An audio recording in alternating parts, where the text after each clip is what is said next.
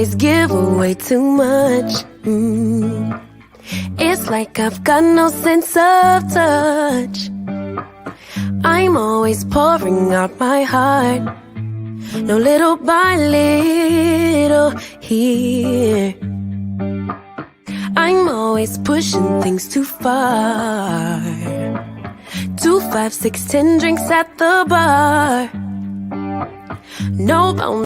City of mine, how I love the city of mine. It never gets me down. City of mine, how I love the city of mine. It never gets me down, yeah.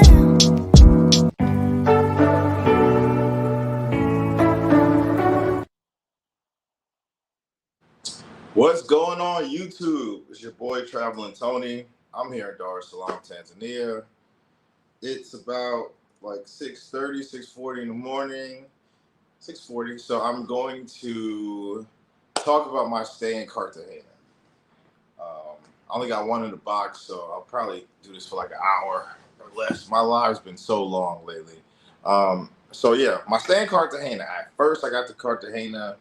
I really love the accommodations. Let me show you what's wild, yo. They're doing this shit for like $5 an hour. Just out there. The crib.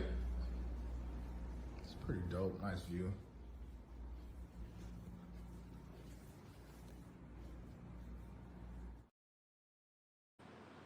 Okay. So the accommodations in Cartagena were cool. So I was like, okay, cool.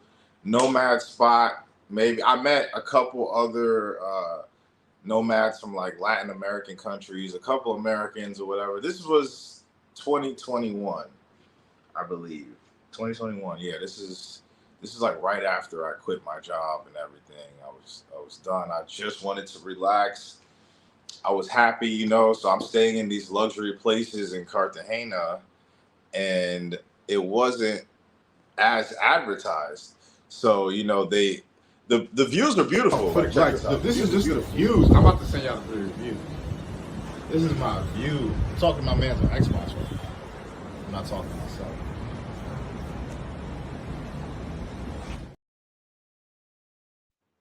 Okay, so the views were cool. Everything was cool. The first, like, I would say few days was cool in Cartagena. I stayed in 2 different apartments.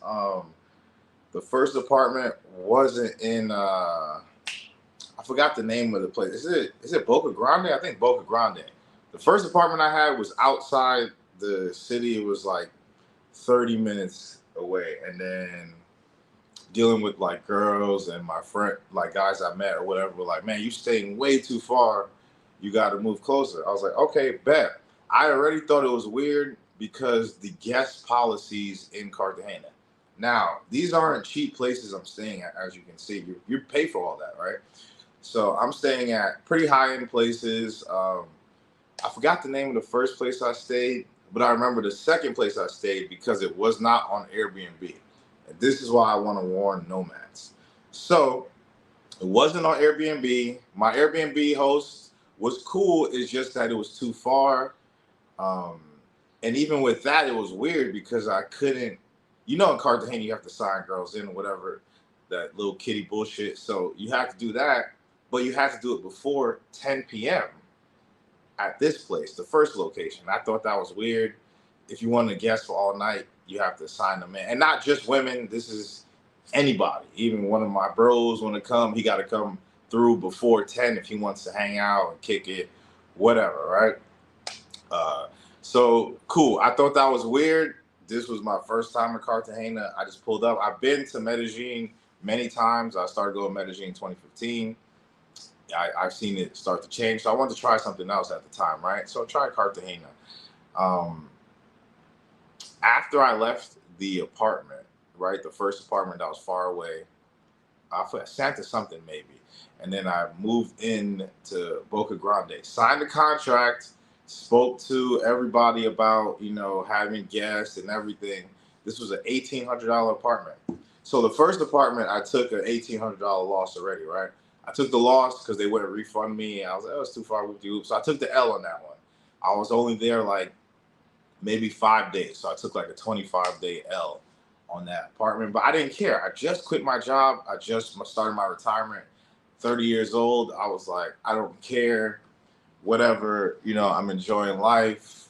The government days are over. So I get this new apartment in Boca Grande. They're showing me that you can have guests, all types of shit. I was like, cool, you know, before I pay this $1,800, whoop-de-whoop, and I paid it with card. So, you know, overseas when you pay with card, they hit you with the extra, like, what was it, 1.5% or 2%? Some shit like that for using your card. I think it's 1.5. So I did that. I'm in this place, Murano Elite. Looks beautiful. I'm even thinking about buying a apartment in there, a condo or whatever, right? It's beautiful, phenomenal place. I'm like, man, Cartagena is like heaven. The women are gorgeous. It was cool. The only thing I was having a problem with before the apartment was the fact that people are so irritating in Cartagena. They're steady harassing you. You can't even like walk down the block without being annoyed.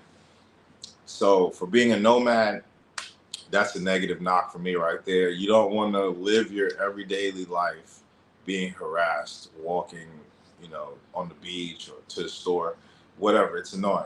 So in the second place, they lied to me. They told me I could have guests, sleep over, no problem. My bad, my BCA. But yeah, they told me it was cool, had it in the contract, everything. I no longer have the contract anymore because it was years ago. And, you know, when you're living out of a suitcase, you got to reduce dumb shit you don't need. I knew I was never going back to Cartagena. So I just threw the shit away. But yeah, so I had a girl there one night. The first night I had a girl there because at first I did it. My first couple of nights I was just chilling. I was relaxing, you know, just enjoying it, my new apartment, just enjoying it. Everything was cool, whatever. We had our deal. First few nights, just me alone chilling. So I started, you know, dating, bring girls over, whatever, right?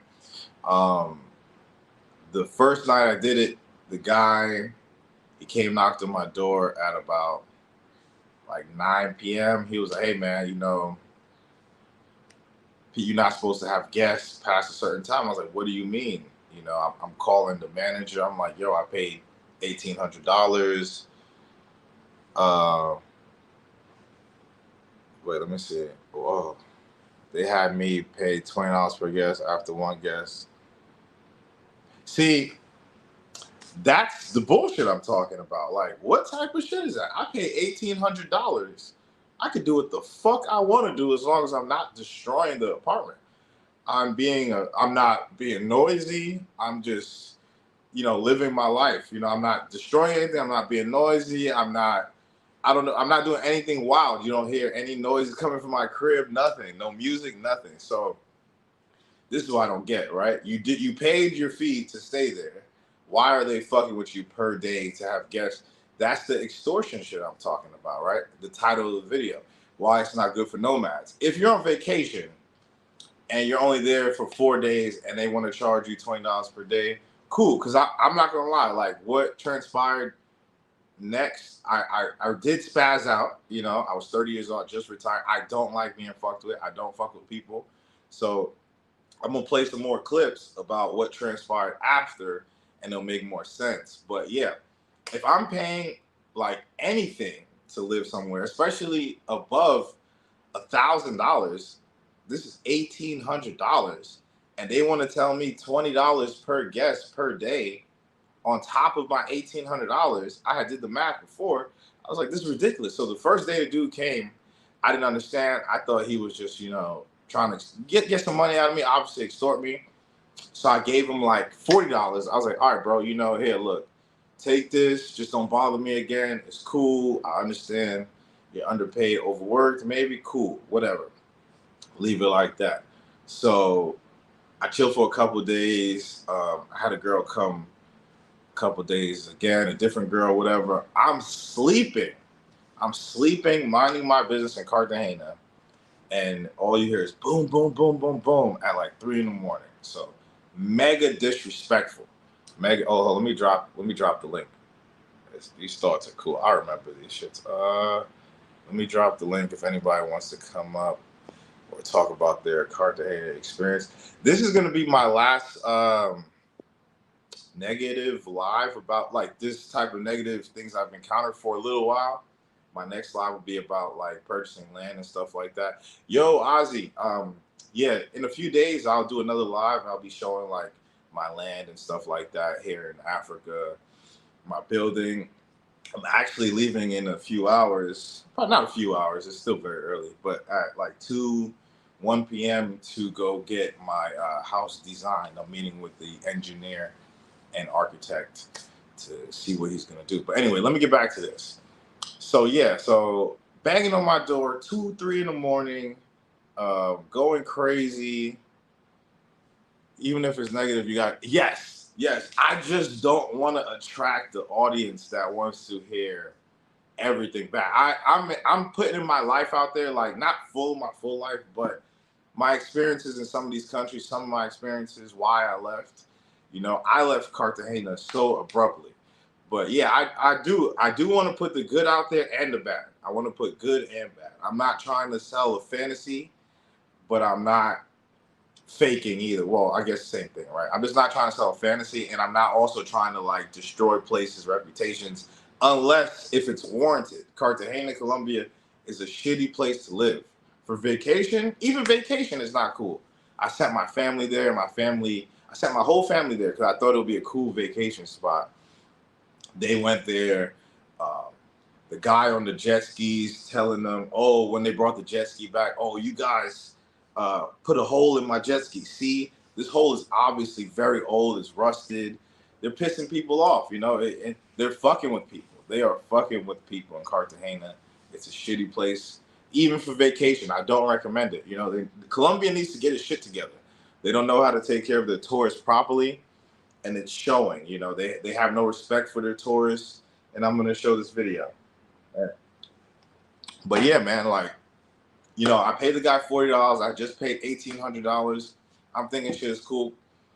And he came, knocked on my door 2 in the morning, 3 in the morning, just going crazy, beating on my door, wake me up out of my sleep, disrespecting me. Let me show you what transpired. Do I have it? Yes, here it is. Do not stay at the Morano Elite. They are molesting me. They keep bothering me all the time, every day. What's your number? Hey, you, what's your number? I'm putting you on video. Okay, I'm just getting his number done. I need your number, your name. Amigo, si tiene algún inconveniente, No. un momento. No, I'm just getting video. No. Okay. Okay, so this was after they were banging on my door, pissed me off. I was so upset. I was just spazzing out, right? Because I just paid $1,800. I've never paid this amount of money and stayed someplace and been fucked with and disrespected to this level before. It was baffling me, right? And I still kept it pretty cordial. I could have destroyed the crib because it wasn't on Airbnb, right? So I could have just fucked everything up in that house, the TVs, everything. But I didn't. I didn't do that. I could have. I just was done with the place. I left. But let me drop a couple more things. So yeah, me and this guy is into it at this point. Like, this is the dickhead right here. Yeah, this guy right here keeps bothering me. He should lose his job. So yeah, that's the dude that kept fucking with me every time, you know, like even if I didn't have company, you know, he would ask me for like, you know, money and stuff like that. Sometimes I'll be like, all right, man, you know, here's like $5, you know, cool. You know what I'm saying? But he was abusing that shit. I guess I was young. I'm coming in this high end place. You can look up the Morano Elite. It's on the higher end. I'm coming in here. I'm chilling. I'm enjoying myself. I got baddies, you know, pretty women, this young, dark-skinned dude. You know, in Colombia especially, they look at you with when you're black, especially black like me, and you're in these higher end places. So you feel the racial tension, like the racial jealousy. In everywhere, of course, people are going to be jealous of you, right? But it's like subtle jealousy. It's not venomous jealousy. You know what I'm saying? Like these guys are just pure hating, like fucking with me, shit like that. It was annoying. You know what I mean? Like going to the desk, they would even be rude. I would let it slide. You know what I'm saying? I'm like, yo, I just retired. I'm 30. I'm trying to let shit go. I'm not trying to argue. I'm not trying to fight. I don't want no smoke. You know what I'm saying? That's how I live my life. I try to live a relatively peaceful life. I don't fuck with people. I just don't. It's unnecessary to me. You don't know what somebody's going through. You know what I'm saying? I could have just retired, but my life before could have been terrible. You know what I'm saying? He could have been barking up the wrong tree. I could have attacked him, could have injured him. And not even with no fear of going to jail, because like, you know, I could have been the person at the point of no return of frustration. You know what I'm saying? So that's why you don't bother people. You don't know what they're going through. They may need this time just to unwind. They could be going through a divorce. Kids could be taken from them. You know, parents could have died. Children could have died. You don't know what someone's going through in their everyday life. But this dude didn't even care. Oh, it's no sound? Oh, shit. Yo, you guys can't hear me? Oh, no. Hey, tell me if you can hear. Put a 1 in the chat if you can hear me. If you can, I'm going to refresh my my thing. Hold, let me refresh it. If you can't hear me, I'm going to refresh. Okay, cool. I thought it was tripping. All right, got you. Thank you. But yeah, I lost my thought. But yeah, let me show you me leaving the crib, right? This is how cool I kept it. Yeah, I'm not gonna lie though. After I went upstairs, after they fucked with me, I grabbed my whole trash can, I poured all the trash in the elevator, and I sent that shit downstairs, and I let them bitch ass dudes clean that shit up. Let them know what their fucking job is, because they want to fuck with me. You know what I'm saying? I'm not a disrespectful person. I'm not like a person that's on a high horse. You know, like you work for me, I'm the boss, shit like that. Now I'm cool. You know what I'm saying? I pay my money. You work your job, cool. You know, I'm not trying to fuck with people, not trying to disrespect no one, not trying to shit on anyone. Everyone has to make a living, even if I make more money or not. Who cares, right? We're all humans. We're on this planet. But the colorism shit in Colombia is ridiculous. Like my white homeboy, they weren't fucking with him like that. You know what I'm saying? And I don't know. I don't know why they weren't, but with me, they were on me. And he was like, man, I don't even know why he thought it was me. But I'm like, bro, like I'm paying these dudes. I got other vacation guys seeing me in the lobby. Like me and this dude was about to fight, but he didn't want it. You know, we talking about going outside to go throw hands and shit like that. And the other vacationers are looking at me like, yo, man, like, why are you in this situation? Just pay him the $20. I'm like, yo, you expect me to pay $20 every day for 30 days? That's ridiculous. What is that, $600? Hell no, I'm not paying $600 extra on top of $1,800. That's $2,400 plus my everyday expenses, plus having females over. That's crazy. Like, that's crazy. Even if I made 9-10 grand a month, who the fuck wants to spend all that money, you know what I mean, on dumb shit? I could use my money for something else. Yeah, man, it was a trash situation. That's why I don't recommend Colombia at all for people. I don't. I've lived in 4 continents. I've been to 5. I don't recommend Colombia. It's very childish how they fuck with you. My boy, a bodybuilder, he wasn't even having women in his place. It was a different place in Cartagena, on Boca Grande as well, not far from me, by the beach, right? And he was having his personal chef come to make his meals, because you know those super serious bodybuilder dudes, and their meal prepping and how they eat. They're very serious about that shit. They take it seriously. They're training hard. I get it. You know what I'm saying? It's like spending a lot of money. I get it. You know what I mean? Like you're putting in the work. So you want your results. Cool. So, you know, my man's paid the rent. Whoop-de-whoop. He'd been in Cartagena before me. He was living there for 3 months already. Now, after a while, they start messing with him too, saying you can't even have your chef come cook for you anymore. That's ridiculous. I get the girls thing, because of the drugging and shit like that, or not even just the drugging, the image in the higher end places, especially in Colombia, but other places in the world, it doesn't matter, right? Doesn't matter as long as you're not breaking any rules or destroying any property. Doesn't matter who you're going in with. Doesn't matter, right? Doesn't matter how many people you go in your crib. You can go in your crib with 10 people as long as they're not, destroying things and causing a disturbance. But Cartagena is a weird place. I never will go back there. I never will go back to Colombia. Honestly, I don't even see myself going back to South America ever. Ever, ever, ever. I don't like South America. I'm too dark for South America. You know what I'm saying? And I'm not a national darky from their countries to speak their language and know their cultures. Even then, you're still at the bottom. But like when you're from outside the country, for like Colombia, Brazil, stuff like that, being dark, you're really, really at the bottom of the list. But let me show you when I left the crib. Okay, this is my final walkthrough of this place. It's going to be time-stamped and everything before I go. TV works. Turn it on, make sure it works. Cool. I'm going to turn it off. I don't think it turns off like that, but that's whatever. I'm going to unplug it. Plug it back in. Whatever. The TV works. Air conditioner, I'm not going to do that. It works. There's no damages, is what I'm showing here. There's no damages in this property at all. The other TV also works. See the light right there. Turn it on as well. Make sure. Boom, boom, boom. TV works, no signal. I don't have the cable box plugged up. TV works. TV's turned off. That is it. There's no damage to doors or anything. This video is time-stamped.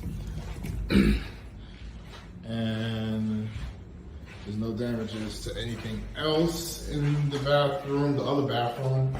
No damages, nothing's broken. Video can always be slowed down. Nothing is broken. Kitchen, yes, there's things there, but none of his items are broken at all. Everything is as was found. Washer, still here, nothing ripped off the hinges or anything because these people are crazy. Oh, there's food in there, but that's it. Now, I'm exiting this apartment. None of my things are in here, left behind. There's no reason for me to come back. Fully exiting the apartment, giving up control of it. Leaving.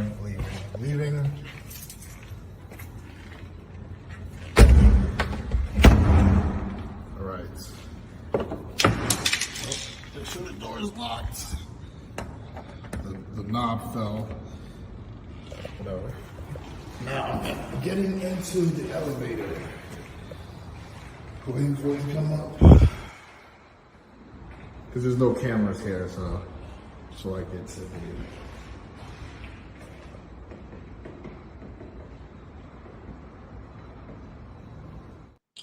So yeah, that was pretty much it. Like, I left the crib alone. I gave them back control of it.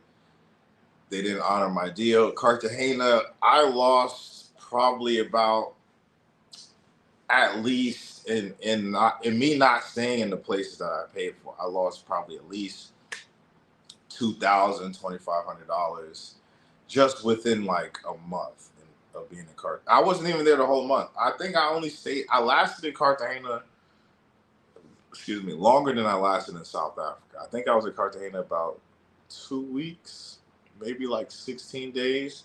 Then I went to Medellin. I'm gonna do another live about Medellin, me trying to live there, but pretty much me living in Medellin the last time. I agree, guest policy, extortion, but other than that, I was treated well. Yes. I would say people are cool there as far as service and shit like that, but the guest policy is ridiculous. It is ridiculous. I did not like it, but that's living in these places. Like the apartments is where you're gonna have your issues, right? Like you're every day going to the street market or going to dinner, restaurants, whatever. Obviously, they're gonna treat you well in restaurants, right? They have to. They're on camera. Other people can see. They can't fuck with you like they can in your apartments. You know what I'm saying? That's when the jealousy comes into play. You're in this 4.5-star place, 5-star places, young, black. These are white Colombians, and I have no issue. I had no issue with white Colombians and none of that shit, or I wouldn't have been there, right? I didn't even see it as an issue or whatever. But the colorism is so deep there. You know what I'm saying? Um, okay, where was I treated the best? Medellin and Cartagena. I would say Medellin. The only thing about Medellin is it's so dangerous, and there's like nothing really to do in Medellin. I don't know, like you're inside all day. Cartagena at least had the beach. I like beach cities. I don't like places where they don't really have beaches. Like for me, for example, I would pick Mombasa over Nairobi, Kenya, simply because of the beach. It's sunny. You get those vitamin D rays. So I always prefer beach towns. Inner cities, you're more like inside. I kind of feel more like depressed inner cities because I don't have the sun shining on me a lot of times. You know, they don't have the trees and shit blowing. Did you not know the guest policy? They lied to me, bro. They lied. This is an off Airbnb place. So you go there, you talk to the people. They agreed. They all agree. I wish I would have recorded that part, but I wasn't like. I was so happy-go-lucky, just ready to, you know, indulge in my free time, my retirement time. I was 30.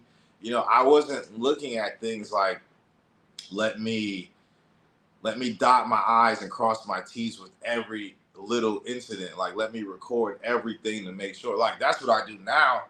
And, like, I kind of feel bad in Africa because in East Africa, because sometimes people are like, damn, man, you really have trust issues. But it's like, I've had shit happen to me, you know what I mean? To where I have trust issues, where I've lost money overseas, a lot of money, because of me going on good faith, and good faith doesn't exist. Really, I mean, excuse me, that's wrong for me to say that. Good faith does exist. It's just hard to discern who is actually good and who's not. You know what I'm saying? Like you could try, but some people are good actors. Some people are actually really good hustlers. So you could think someone's like fair on the business up and up. I don't give a fuck about your personal life, right? I don't care what you do, what you're into. That's not my business. Business wise, right? What we're doing as far as business together, that has to be fair, in my opinion, or should be fair in my opinion, because we're conducting business together, right? I'm paying for a service, or you're paying me for information, or whatever it is, right? It has to be fair.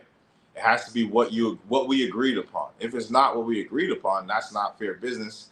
That's essentially theft, in my opinion. You know what I'm saying? Like they pretty much stole my money. I went there, we agreed. I'm telling you, bro, like I sat there, I translated it, I said it in Spanish. I made sure what I was looking for is very clear. Even on Airbnb, that's why I don't have no Airbnb issues. I can show you my Airbnb. I've stayed in many Airbnbs, probably like 40, 50 Airbnbs, 30 Airbnbs, some wild number, right? Just a lot of Airbnbs. And I have a 5-star rating because I always make sure that I'm allowed to have guests and shit like that before I even book, because you won't get my fucking money if I'm not allowed to have guests. I'm a grown ass man. You know what I'm saying? I want to have company. I like women. You know what I mean? Especially if I'm single, I want women to come over. I like to hang out with women. I like a woman in my bed. You know what I'm saying? That's just me personally. Not everybody's like that. You know what I'm saying? But yeah, I like to lay next to women. I like to sleep next to them. I like the comfort of a woman. And that's me as a heterosexual male, whatever. You know what I'm saying? Not saying that I need to have a bunch of different chicks every day and stuff like that. But no, having the comfort of a woman that you like, not just any woman, cool women, you know what I'm saying? Good energy, good natured people. That's cool. You know what I'm saying? But yeah, Cartagena, Colombia, I give that shit a 3. A 3. A 3. I'll give it, that's fair. Not giving it a 1 or anything like that. I'll give it a 3. I'll give it a 3. Vacationing as a single guy, it's okay. Vacationing as a single woman, probably be okay too. Won't be too bad. Or a girls trip. A girls trip that'll be cool. But bringing your kids and stuff, nah. They're just a little too hassling to bring kids and family members and stuff like that. I don't really. It was so hot too. You know, Cartagena. It felt like it was like 130 degrees. You know what I'm saying? Like, you know what? I am gonna write them a bad review. I'm gonna write. I didn't get a chance to do. Well, it's not that I didn't get a chance to do. I just didn't find it essential at the time because I was doing other shit. But I'm not really doing shit now besides building my house and stuff. So I'm definitely gonna write them a review. Murano Elite. Murano Elite. It looks so beautiful, bro. Like the place, they have the pool, they had the gym, they had the rooftop gym, rooftop pool. It was fire. I didn't even record all that stuff. I didn't get the chance, you know. I would have stayed there another month.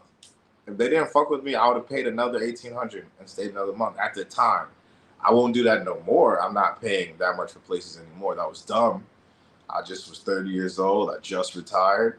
I didn't give a fuck. So I was like, all right, cool. I wasn't tripping about dollar amounts as much, especially when you just leave America. You're not tripping. You know, you're kind of like, when you first become a nomad, you're kind of like on vacation mode a little bit, unless if you mentally know what you're doing or whatever. But if you're just like winging it, like how I was doing it, I was just winging it, learning on the fly. Yeah, let me see. Colombia off the list, Brazil off the list, Asia overall off the list. Okay, now black man, dark skin. Man, Africa, bro. That's what I'm saying. Like, you could go to Asia. Asia's cool. They're just gonna look at you as like, if you're dark, they're gonna look at you like you're, you know what I mean, like you're an animal a little bit. But they're gonna treat you well. They're not gonna attack you. They're not gonna upcharge you in Asia. They treat you well. It's just like you're on the outs. You don't get the same respect as like the Asians or the white people. White people, especially in Asia, are at the top. Even in Africa, white people are at the top, but we are the same race. So people like the same race usually. You know what I'm saying? And they're not super colonized in East Africa like they are. Not everywhere in East Africa. Some parts of East Africa is pretty colonized, but I'm not gonna get into that too much. But East Africa is cool to me. I feel like that's the best place dark-skinned brothers or even sisters could go. I just did a live with Diaspora Connect. My channel isn't just for, it's mostly for men because I am a man, right? But it's for people of color who are looking for a place to belong, right? That's what I'm pretty much trying to adhere to, the audience I'm trying to reach, right? People of color who want to live overseas or maybe dreaming of living overseas. Hold on, let me put this thing on.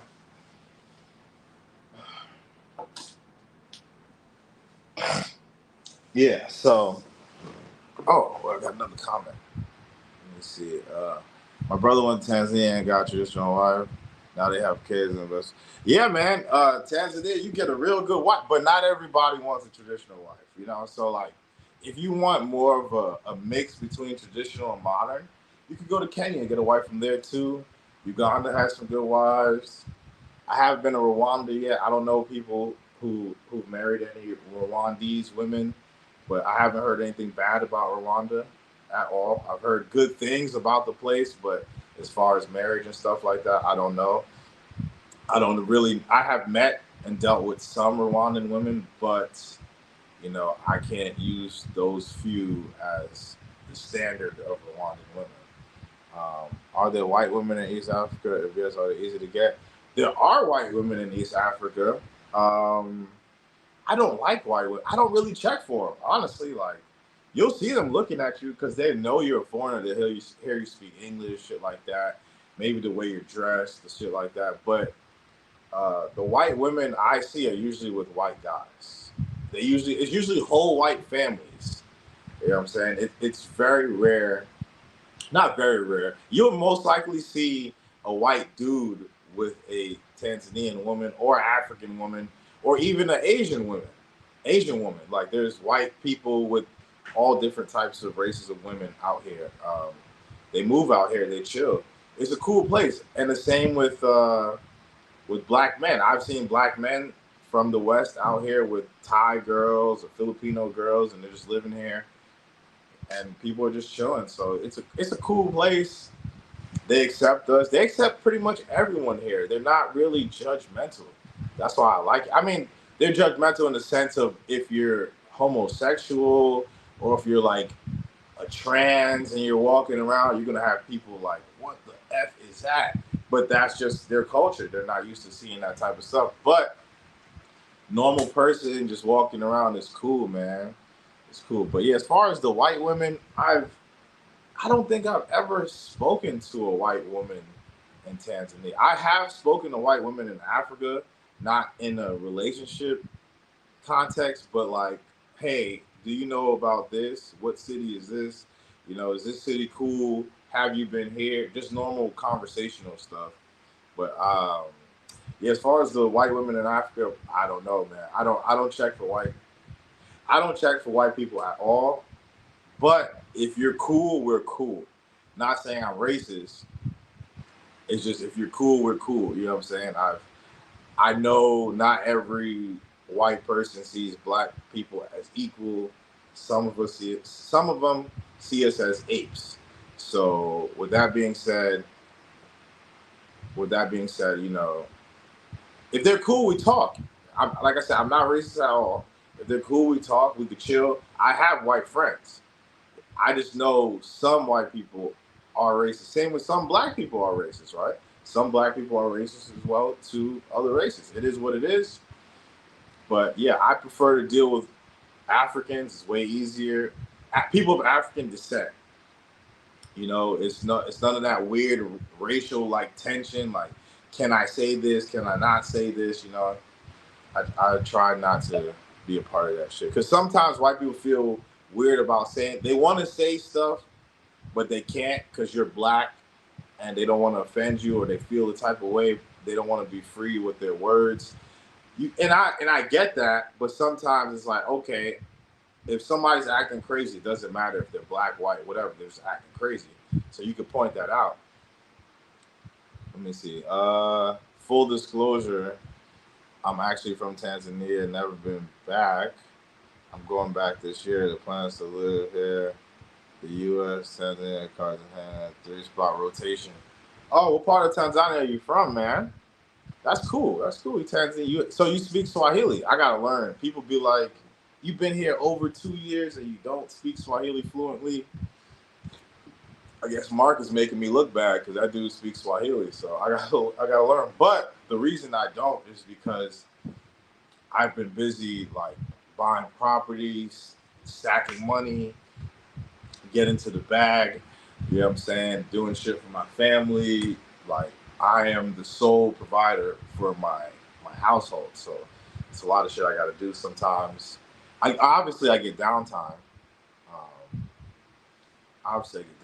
but my main thing is providing for my family. So that's what I've been on. But yeah, Tanzania, Africa, not just Tanzania. Africa has taught me a lot.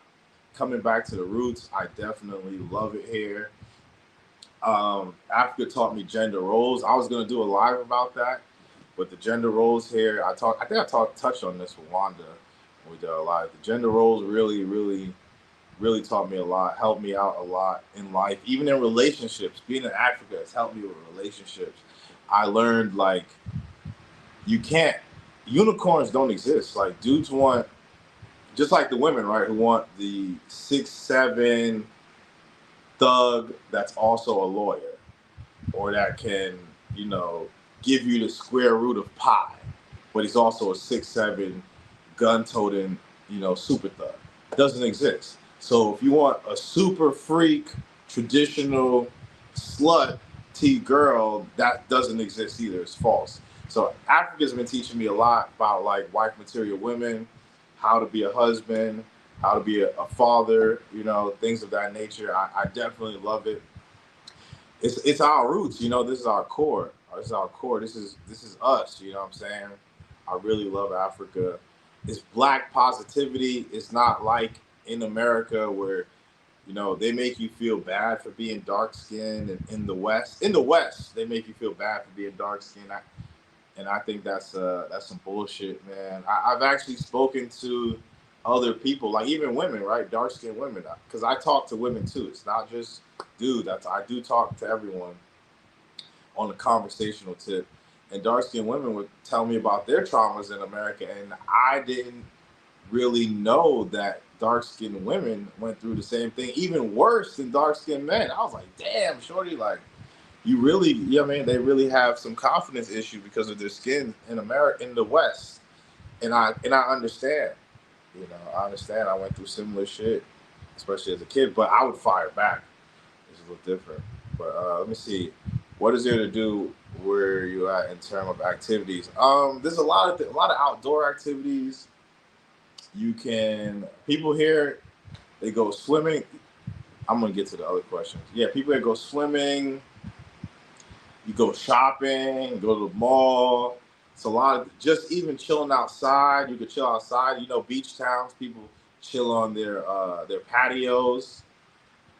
They just relax, chill in the backyard, whatever. It's just very relaxed. It's like the DR of Africa without the bullshit. You know, if DR didn't have the bullshit, colorism, shit like that, DR was fire to me. Like back 2015, I thought DR was fire. It reminds me of like DR mixed Jamaica, but like original culture, very chill, very accepting of black people, very pro family. I love pro family places. I didn't know that. You know what I'm saying? I didn't know that I love pro family places. I wanted my family to be happy, healthy, and things of that nature. I wasn't even like about none of this family orientated stuff at all. I was just a single dude. You know, I was a Rolling Stone, right? I was a Rolling Stone for a while. But coming to Tanzania and Africa definitely changed my perceptions and stuff of the world. Definitely appreciative of Africa. I'm so glad I got to come back to the motherland. Wasn't even on my list. You know, America tells us Africa's bad, so I had automatically checked out of Africa years ago. You know, they always made fun of dark-skinned people, stuff like that, Amistad, all that, you know, all the rhetoric, all the negative rhetoric, African booty scratcher, you know. And it's crazy, a lot of African people don't even know about these terms, but some do. And the ones that do kind of don't really like Black Americans because they know that some, or a good portion of us see ourselves as superior to them, even in conversation. And I had a guy get on the live, and he was even talking about, you know, we're Black Americans, we got to come there and we have to teach them. That's the wrong attitude to have when you go into another person's house, bro. You know what I'm saying? Like, you don't want to be like, yo, I'm in your house, I'm smarter, I'm better than you. Let me tell you how you run your house. This is how you run your house starting today. Yeah, that's mega disrespectful. You know what I'm saying? People take offense to that. You're from Dar es Salaam, so are you Niamwezi? Is that your tribe? Niamwezi? Because I know that's like the tribe from like around Dar es Salaam or whatever. And they're very similar to my wife's tribe, Sakuma, right? Like they're like a sister tribe to the Sakuma. If I'm not mistaken, that's the big tribe in Dar es Salaam. Any beaches over here? Yeah, man, there's a beach right behind my house. Beach in walking distance. I usually go there. I usually go walk over there. Oh, shout out to Westside TMZ, man. My boy Westside, he bought his land out here, man. I got my land too, man. Shout out, bro. We'll be building around the same time. Congratulations, brother. By the way, let's see. Aren't you scared to be scammed? Sometimes people sell you properties. Yes, but I'm gonna go in about that in the next live more. But there's ways to get around that, and honestly, it's really nothing you can do. Obviously, so like when I paid the guy, we went to the bank, right? So we went to the bank. I paid a lot of money for this property a lot of money US. So we went to, because it's in town and it's near the main road. It's like just, it's even closer than this house to the main road. It's right near the main road. I think like 50 meters from the main road. That's like a hop, skip, and a jump. But yeah, man, I was nervous of being scammed, but the dude, we paid him in a bank. He was a very, very cool businessman. I'll be posting when I do my live. I'm obviously gonna do a video about it. I'm gonna do a video about it, but YouTube pushes my lives more than my videos, so I'm gonna be doing like a video and then I'm gonna do a live of the video, kind of like play some clips, talk about what happened in real time, answer questions in real time about what happened. I got the whole ordeal on camera, but I don't want to post the money part too much because I don't want people to think I'm trying to flex or whatever. So I'll just show like the property, me searching, stuff like that, my property. I'll show the guy I bought the property from. He's like a big real estate dude. He owns a lot of land, a lot of land. Dude is really killing it. He's really killing it. Oh, also watch my videos, please. If you're watching this on the playback, because I don't know why YouTube pushes my live stream so much. You don't gotta donate. Just watch my videos. You know what I'm saying? That's cool. The videos are cooler than these live streams. I put more effort into my videos than my live stream. Way more effort into my videos than my live streams. I actually try. Yeah, man. You know, people have weird, but like I said, men have weird expectations too. In the West, they put this unicorn on us. Like, men want a unicorn female, women want a unicorn man. Unicorns don't exist. People are imperfect. You know what I'm saying? Like, people are imperfect. Perfection doesn't exist. But, you know, goodness does. So you don't have to, but it probably is in most people's best interest to be aware of the human factor. Humans make mistakes. Humans are imperfect. So just maybe try to like be realistic with what you want, especially overseas, because people overseas, and I see it. I don't watch their content, but I see the shorts, right? Because I can't watch a lot of these people's content about overseas is just bullshit. I've tried. I've seen it. It's just bullshit. They're adhering to a fantasy for guys that are sexually starved and are mad at American women, especially American black women. They definitely, I've been noticing they definitely been targeting American black women, but it's not just American black women. That's the problem in America. You know what I'm saying? So I think that's wrong for them to push that narrative as if it's just the American black woman. It's the West, period. It's not just American women. Brazilian women are whack too, super whack. Like I said in one of my lives, Brazilian women are worse than American women to me, especially white Brazilian women. They are really racist. Let me see. Rank Colombia, Brazil in terms of colorism. I would say, ooh, that's a hard one. Colombia, Brazil, DR in terms of color. That is a hard one. Maybe Brazil is one for worst colorism. Then I would say Colombia and then DR, because Dominicans are kind of black. What happens with the Dominicans is they're black. They are Negroes, right? It's just Negroes that are speaking Spanish, and they finesse dudes because dudes don't know how to tell like a sew-in or a wig from like natural hair. So they see the curly sew-in and they don't understand that that's not their natural hair. It's the same shit the girls in the States are wearing that they're talking shit about. So you go into DR messing with girls that are wearing hat hairs, and that's supposed to be like a big turnoff. So I don't really get that. And they're ratchet in the DR. They're ghetto as fuck. They are ghetto as I couldn't date in the DR. I tried it. You know, it was cool at first, but when you realize, like, I'm not going to say the whole island, but a good portion of the island is like trained to just get over on American. You know what I'm saying? Like that's like a way of life for people there to get over on Americans. You know what I mean? Some people make their money specifically through tourists and Americans. You know, I lived there for a while in DR. It was cool, but it just progressively got worse and worse. I won't be returning. I'm gonna get back to that actually. I don't know this tribe. I'm gonna ask my wife about it. I don't know that tribe.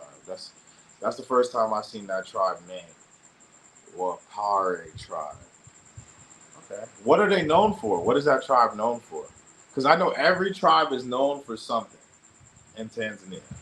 And I think even in other African countries too, I just never got into the tribal aspect of the other nations like Uganda or South Africa or whatever. But I know each tribe is definitely known for something. They have their quirks. But yeah, man, I would definitely say Brazil's number one for colorism. Even though there's so many black people in Brazil, it's better to be a mulatto in Brazil than full black. Being full black is like terrible. What pros does Tanzania have over DR? Peace, acceptance of being black, non-ratchet women, English speaking. What else would I say? People not trying to like super rob you. I mean, I would say they won't try to super rob you in the DR, but they will get over on you. Are Tanzanian women approachable? I like the cold approach. Is that a thing there? What about Kay? In Africa, cold approach is the best way to go. In Africa, approaching women to speak to them is the best way to talk to a woman in Africa. Women in Africa, they appreciate that because men in Africa are masculine and they go up and they talk to a woman they like. They're not on the digital, hey sweetheart, I like you. You know, like most dudes, they just want to do the Tinder shit and then they get mad when they get the shitty results from Tinder. You know what I'm saying? Like most girls on Tinder are whores in that overseas, or they're looking for specifically just money.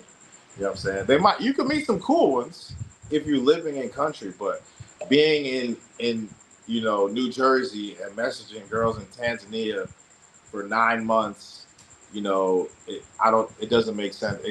Thinking they don't want money from you, especially on Tinder, it doesn't make sense. So I suggest meeting girls in person in Tanzania 100%. It's the best way. Even in Kenya, Uganda, I met a lot of girls in person like that. You walk up to them, you spark a conversation.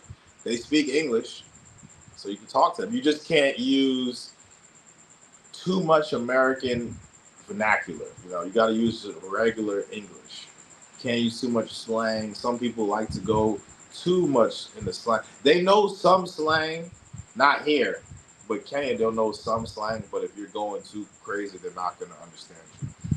Depending where you're from, too, if your accent is too hard, maybe if you're from like New York and you got that crazy New York accent, or Boston, you know what I'm saying? It might be difficult for them to understand you, but if you slow it down, they can understand you, and it's very easy to approach girls.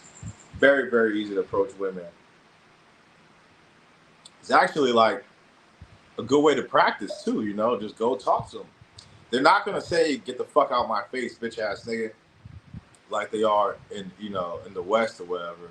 They're not gonna disrespect you. Even if they're not interested, they'll say, sorry, I have a husband or whatever.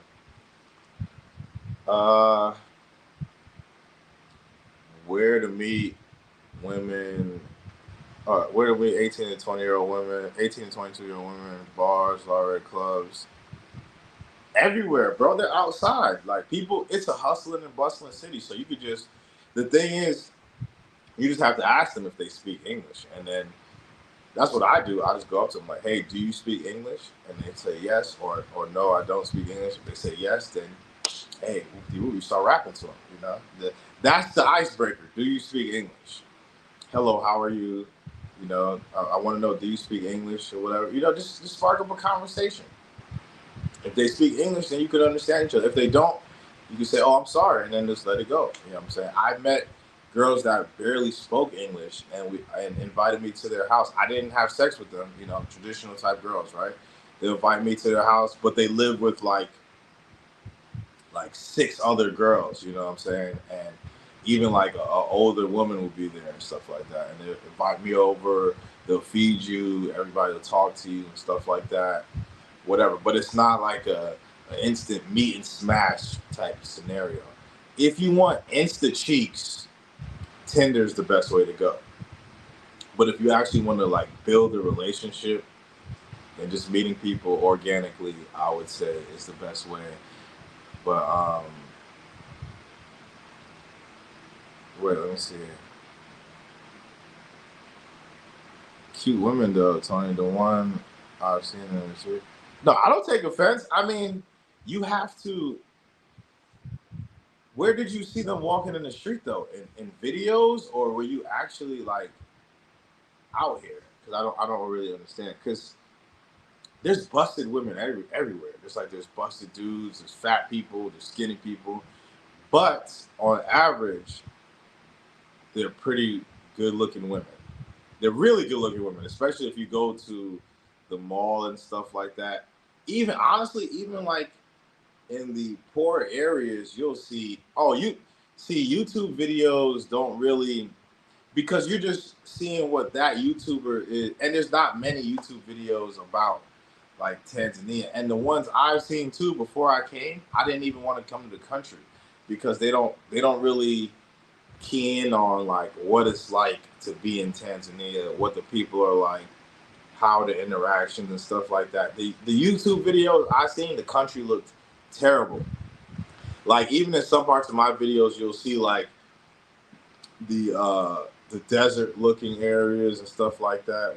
Well, you don't always catch baddies in your videos and stuff like that, and it's not really cool to record people in these type of countries. You know what I'm saying? Like, especially in like Africa. You know, if you like the whole creep camming shit they have in Colombia, DR, or whatever, you can't do that. You can, but you will definitely get you definitely will get a bad reception doing that. You know what I'm saying? But there are a lot of baddies that people who travel Africa will tell you Tanzania definitely got a lot of bad women, gorgeous women. It's amazing here, but not just for the women. The peace, the women add to it, of course. The women add to it, of course, but they are pretty good look. It's known even amongst other Africans that Tanzanian women are submissive and pretty. It's just they're not the negative. They're not like as normally as educated as like, let's say a Kenyan woman. A Kenyan woman will be more educated than a Tanzanian woman usually, if that's what you need. Like if you need a woman to like run a business for you, like Kenyan women are very, very hard working, very, very hard working. Like if you get a Kenyan girl, you could get the mix between traditional and modern, like some people want, right? And you could have a girl that could, you know, help you with some of the things in the house and also run your business. So yeah, I would say that. Let me see. I'm glad you acknowledge that there is a lot of YouTubers that only advertise the bad in countries. Yeah, there's both, right? There's the ones that advertise the bad in countries, and then there's the ones that only promote good. So I think for Africa, it's the clickbait is to say something negative about Africa, right? Because what do most Americans think when they think about Africa? They think negative things about Africa, right? So if you're like, man, you know, trapped at this place in Africa, and your thumbnail's kind of crazy, everybody's like, ooh, look, see, I knew Africa was fucked up, and they click it. Ooh, I knew it. You know what I'm saying? I knew they were doing this to us there. They're lying that Africa is cool. Look, this right here shows it. So I think, and it's like Russia, right? If you go to Russia and you say something bad experience in Russia or China, right? Black America in China, you know, they tried to capture me or something like that. That automatically gets you clicks because you're talking about a place that already has a negative reputation in the Americas or in the world, really. And you're saying you're having a negative experience, especially an exponentially negative experience. If you're talking about people are trying to capture you kidnap you and these things and put you into slavery, those are going to get clicks. So YouTube is, I never really used YouTube as a place for information like that because it's a lot of people. YouTube, you got to remember, right? People are making videos. So you get paid for the length of the video or based off the length of the video and the watch time, right? So if the video is 18 minutes or 25 minutes, it's going to be a lot of what I like to call, because they're video essays, right? So in a regular essay, run-on sentences, right? If you're writing, if you guys been to college, which I'm sure a lot of people have been to college, right? You've been to college, you have to write like a 1,200 word essay. At some points, you're repeating yourself. You're just talking and throwing some bullshit in there just to make the sentence longer, create a new paragraph that's really the same as the previous paragraph, just rewritten. You know what I'm saying? So they do that on these video essays. They're just run-on sentences to keep the time going, shit like that, whatever. It's a lot of bullshit on YouTube, man. It's a lot of bullshit. That's why I like to answer these questions, so I'm not just pure talking. Tanzanian women are fire. Yeah, man, I agree. Tanzanian women are really feminine. You know what I'm saying? Africa made me, I've always liked black women, right? But Africa made me really appreciate the black woman, right? Like as queens, as goddesses, see us as kings, as gods, I see it now, dealing with people in everyday life, how they are able to interact socially so well. You know what I'm saying? Like the gender roles, women are so sweet, not even just on some like sexual interaction, but just on like a business interaction, dealing with the Tanzanian woman. They're very friendly, very polite. Even the guy who sold me the property, you'll see in the videos coming up. He's very polite, very very friendly, very well spoken, very stoic. Just a very nice guy. There's very nice people. There's dickheads here too, but in general, people are very very nice, and it actually helped change who I am. Being in Latin America, actually, I would say is traumatizing. Put me through a lot of trauma, made me kind of go to other countries with like, I'm ready to fight mentality. You know what I'm saying? Like, you guys are going to try to rob me. I'm not going to make it easy for you to rob me. Fuck you. We're going to have an issue. We're going to argue. We're going to box, whatever.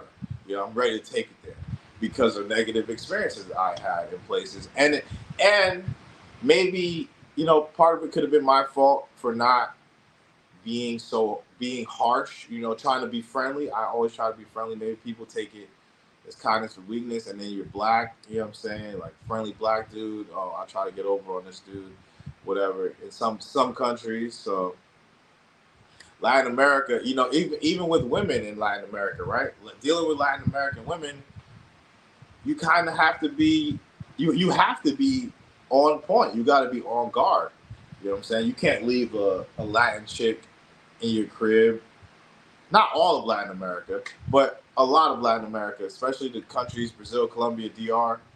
You can't leave a girl in your crib and go to the store and shit. You know what I mean? Your shit be gone. Definitely. Most of the time. There are some good people, right? But I'm talking in general. You don't want to leave chicks and shit like that with your shit. In Africa, it's cool. You know what I mean? In Africa, have I ever had anything stolen? I think someone stole maybe a perfume from my shit, but no one's ever touched anything of mine. I think they stole like a perfume or something from one of my girls. But let me keep going. I like calm, peaceful places. Where should I go first? Kenya and Tanzania. Calm, peaceful. If you're gonna go Kenya and you want calm and peaceful, I would say Mombasa. Tanzania is pretty calm and peaceful everywhere. But if you want calm and peaceful in Kenya, I would say Mombasa. There's other places, but the only two cities I've been to in Kenya was Nairobi and Mombasa. And out of the two, I would say Mombasa is way more calm and peaceful. If you really want to learn about Kenya, go to USA Meets Kenya page and email them, Keith or his wife, They would tell you where to go. They've been all over Kenya. They would tell you where to go for peaceful stuff like that. I think they'll even tell you where you want to go if you just want to like bang chicks and have a good time. I would say Nairobi. Nairobi's definitely gonna be it for that. You know what I'm saying? If you just want to have some casual sex with some cool girls, they're very cool, you know, but it's gonna cost you a little bit. So just expect that. Don't think you're gonna come out here and just be running through them for free. No sir. It ain't, you know, wild expensive, but it's gonna add up. Latin America is the trenches, definitely, man. Latin America is the trenches, man. Like I was so negative coming from Latin America. I didn't even realize how negative I was, you know. Latin America, I was really negative. I had a negative perception of the world, of people, of everything. Because coming from North America where shit was going down, South America shit's going down. You know what I'm saying? It's kind of like you can't really change how you think. It's the Americas, you know. What really changed how I think was living in Asia and Africa. Asia when I was in my early 20s, 19 to my early 20s. Then I went back to America. And then I was like, man, this place sucks. Was in South America, same vibe, but you assimilate, right? So I'm assimilating to the shadiness. I'm becoming more aggressive. You know what I'm saying? I'm more impulsive, reactionary, instead of sitting back and thinking, because it's like you just get frustrated, right? It's the trauma. Like Wanda said, a lot of us Black Westerners are traumatized. She was so right. You know, she's been here for 4 years. She's very wise. And I really agree with that. A lot of us Black Westerners are traumatized. I don't think Latin America's for us. Nah, man, it's not for us, man. It's not for us. That's for the white boys. No disrespect. It's just what it is. You know what I'm saying? It's not for us. I don't promote Latin America. YouTubers told me Colombia was a paradise. I went there. It was hell. Well, not hell, but wasn't what they portrayed to be. White people over there were just prejudiced against me. Black people were okay. Yeah, black people are okay in Colombia, but they're just discriminated against, like in Brazil. So they are forced to live in the slums, the barrio, and the barrios and shit like that is full of black people. You don't see black people in Poblado walking around and shit like that. You see white Colombians and Latin Colombians. That's it. Black Colombians, you'll see them in like El Centro and shit like that. Nah, man, like you gotta remember, a lot of these YouTubers are trying to sell you on shit. So you super chat them, you pay for consultations. I don't even have a consultation fee. I don't even know what to charge for consultations. I'm not interested. I don't need YouTube money. That's why I don't post on here like that. It's extra income. Don't get me wrong. I appreciate it. You know what I mean? But it's not needed for me. You know what I'm saying? I have a couple other income streams. I don't care about YouTube income. They could take away my channel today and I just won't post it anymore. I'll just be done. I'll be done with you. I don't even consume YouTube content to really care. Travelversity was even saying with YouTube, like you either really have to like it or be really dedicated. At first, I was really dedicated because I wanted to be monetized. Now that I'm monetized and I see that they don't really pay shit, I'm like, don't really give a fuck. I'm just getting on here, you know, just to drop information, vlog my life. You know what I'm saying? Cost me what? I have to P for P and not hell no. No, like you're gonna have to. The thing is, right? When you come to these countries, and this is what these guys aren't forthcoming about, right? You're dealing with these girls. Why are they having sex with you? Why are they? I'm talking about the insta sex. I'm not talking about the like you courting her, getting coffee, making her laugh, ha ha. All right, see you another day, and you guys do it, and then you naturally have sex. But having these girls, yeah, there are freak joints, though. Don't get it twisted. There are the freak joints that come over and bust it open, but they still want some money because these are mainly patriarchal societies where women rely on men.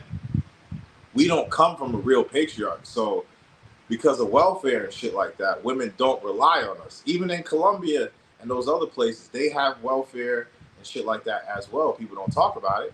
A lot of people don't even know, but it's just the truth. So in these societies, they don't have welfare like the red pill and the passport bros talk about, right? With these type countries, Asia, Africa, right? They don't have welfare. So what does that mean? A lot of women are reliant on men to take care of them. You know what I'm saying? It's gender roles.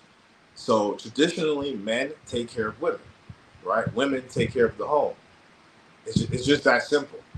You know what I mean? It's really that simple. It doesn't even require like a super explanation. It's just that simple. So if you're going to be dealing with girls, and any African girl or anyone that lives in Africa will tell you they're going to expect some, not just Africa, even in Asia. Like even in Asia, right? You could go, let's say you smash a girl for free, or Africa, you smash a girl for free, you give her nothing one time, right?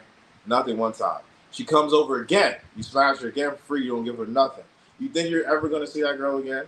You're not helping her, not paying her Ubers and stuff like that. You can get coochie for free, but it will be like 1 or 2 times, and she won't talk to you again because you're not taking care of her as a man. You know what I'm saying? They could deal with the local dudes who won't give them money. Why would they deal with you? And that's the question guys should ask. You know, why do they want to deal with me? What is it that I have to offer that this woman wants to deal with me? You know? Especially if you don't live here. If you live here, it's different. If you live here, then they know you can provide them with a good life. Whoop-de-whoop. You could be their boyfriend, husband. You could take care of. They can have children by you. They can have a family. So that's what they're going for. If you're just here for a short time, they're gonna want money. They're gonna want money. They're like, yo, bro, you know what I'm saying? You got some coochie. You know what I mean? The least you could do is now. They're not gonna say it's not like DR or Colombia where the girls are like. Usually there are a lot that would, but usually the girls would. It's like an unwritten rule in Asian Africa, right? You sleep with a girl, you offer her money in the morning. It don't got to be a lot of money, just $20, $30. You offer her that in the morning as being like a gentleman, right? That's what it is. That's all it is. You offer them the money. Some girls will say, "Oh no," but it's the thought that counts. You know what I'm saying? They appreciate that because other than that, you're just using them, and they get nothing out of it, really. You know what I'm saying? Before I go, women aren't as sexualized in these places as they are in the West. Sex doesn't sell in a lot of these other places. You know what I mean? Look at the environment, the thumbnails. You don't see really provocativeness like that in a lot of these apps. Some in Nairobi you'll see some, but it's still controlled. Let me see. Just Korea. Why do you prefer Korea over other Asian countries? Yo, man, honestly, I was treated really well in South Korea. I was treated really well. So I got shown a lot of love in South Korea by a lot of different people. You know what I'm saying? Honestly, the most dickheadish people in South Korea were other military folks or other military cats. Military cats were the worst out there because they would just get drunk and do dumb shit.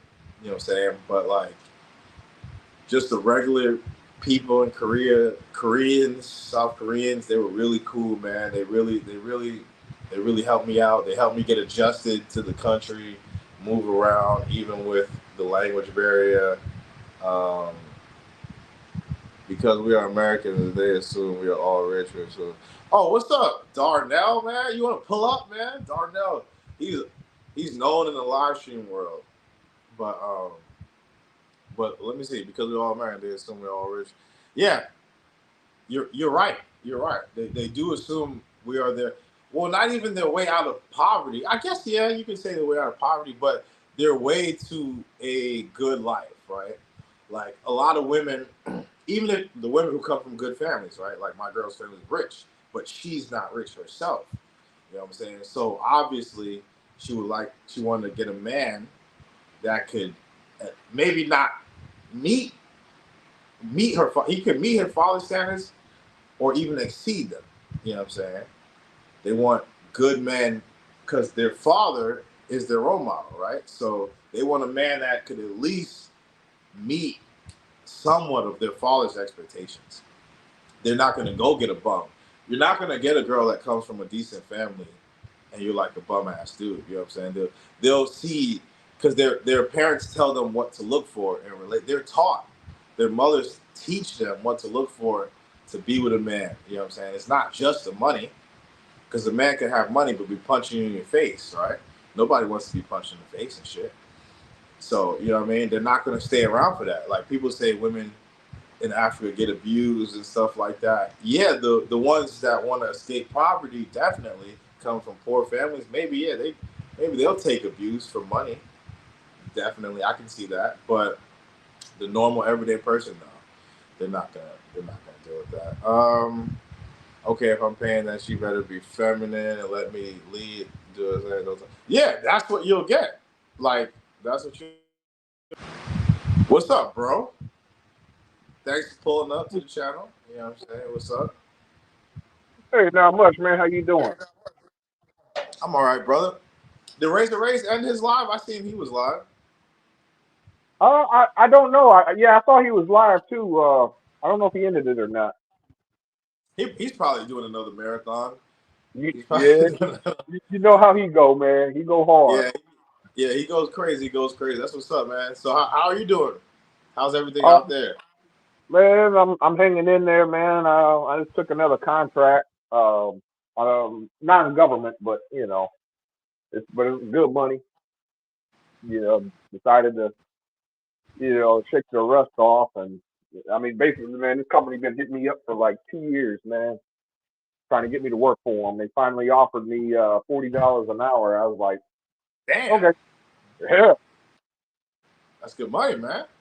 That's good that's what money. I'm saying. What state do you live in? Arizona. Oh, you're killing it in Arizona then. Yeah, $40 an hour. Man, Yeah. I had a job.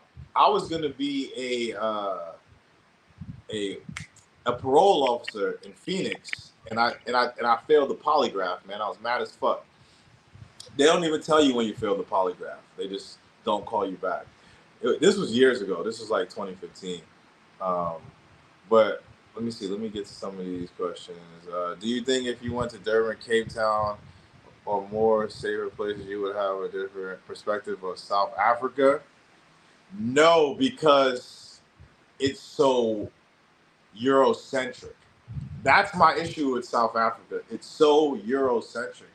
It's like it's not even Africa no more. Like, white people have taken it over to the max. It's not just colonized, it's settled, it's taken over by white people. If South Africans take it back, yes, I would definitely go back. If they ever take it back and South Africa is like real Africa again, you don't got white people running your government and shit, running the government and shit like that, I would go. I like South Africans.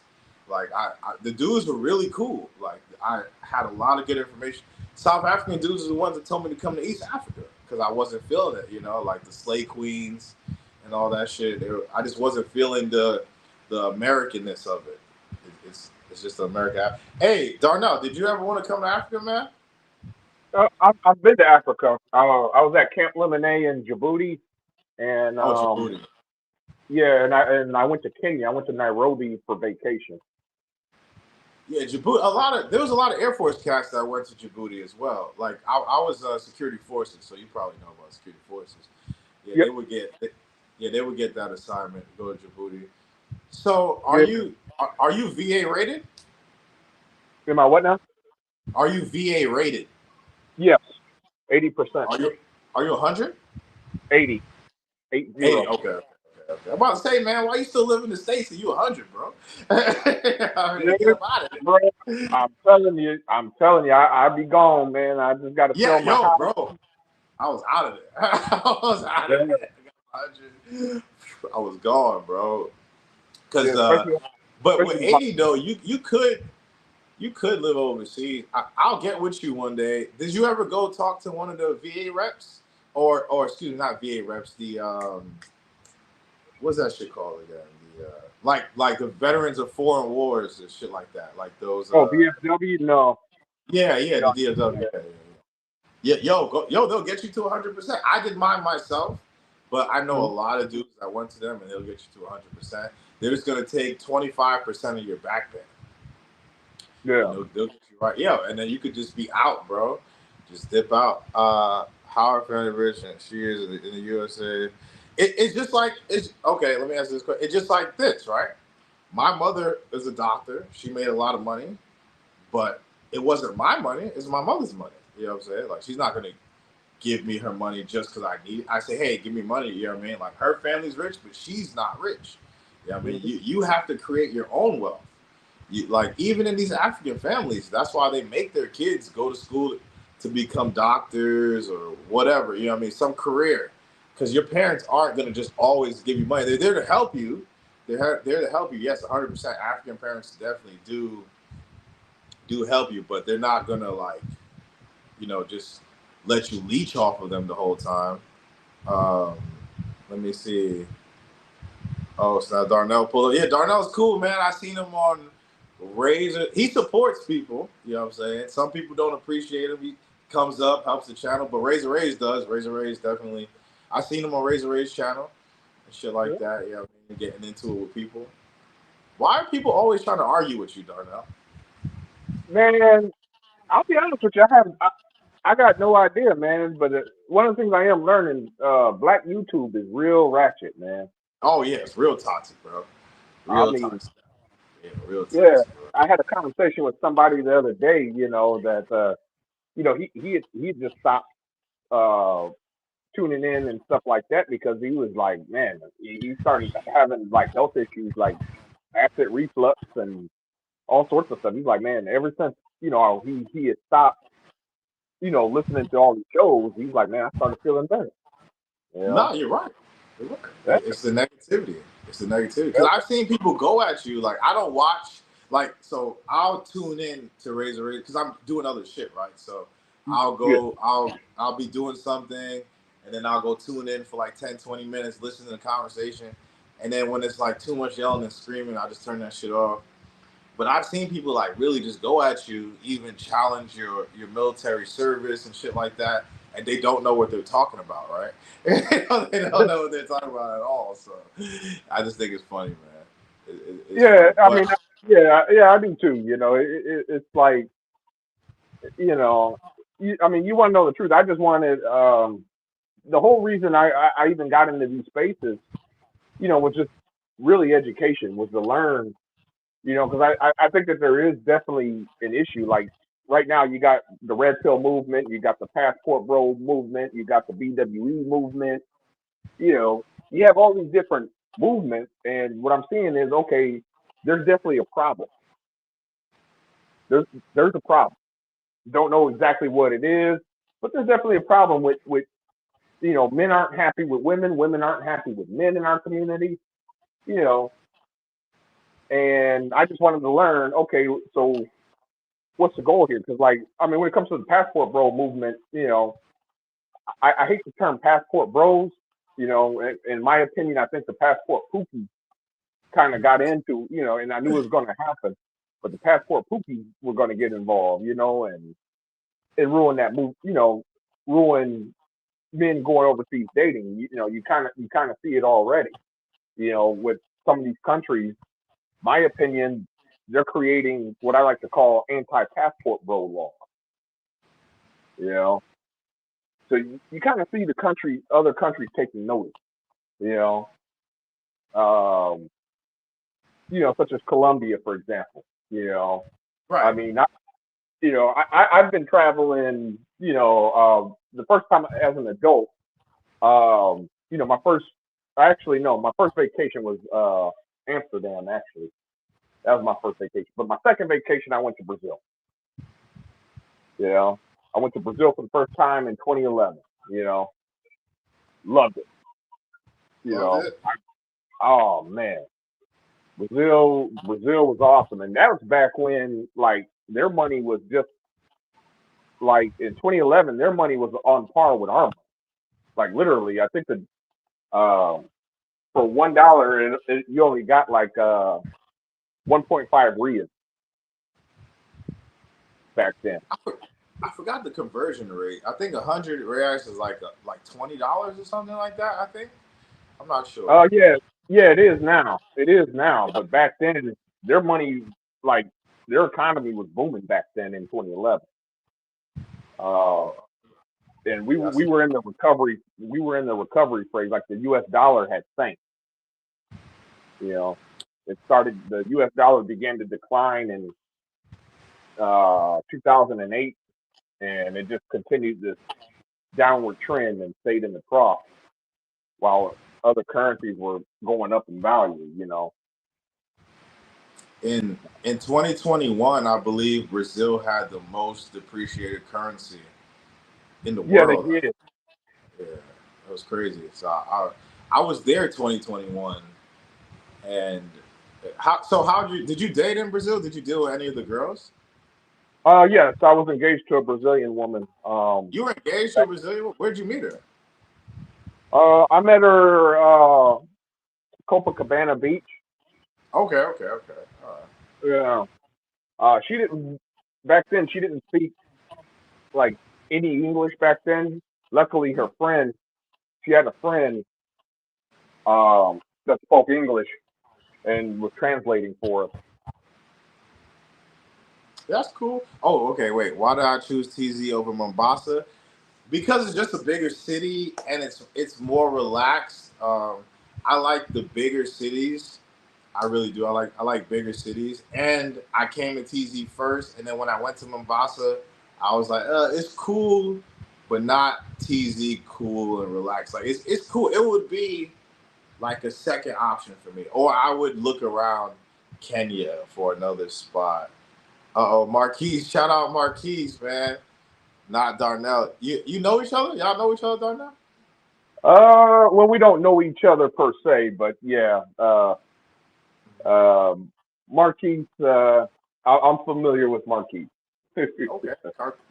Cartagena has become so expensive. Yeah, man. I've heard Colombians are so mad that Americans are there raising prices insanely. You know, I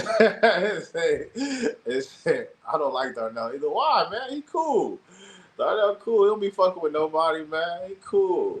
I think Darnell. I've always thought Darnell was cool on the lives when I would see you there when I would pull up for a little bit. He never said was really talking shit or nothing. Do you think there is a bigger Muslim population in Nairobi or Dar es Salaam? 100%. This Dar es Salaam looks like the Middle East. It looks like a Middle Eastern country. You know, you hear the praying and stuff like that. The Islamic influence here is real.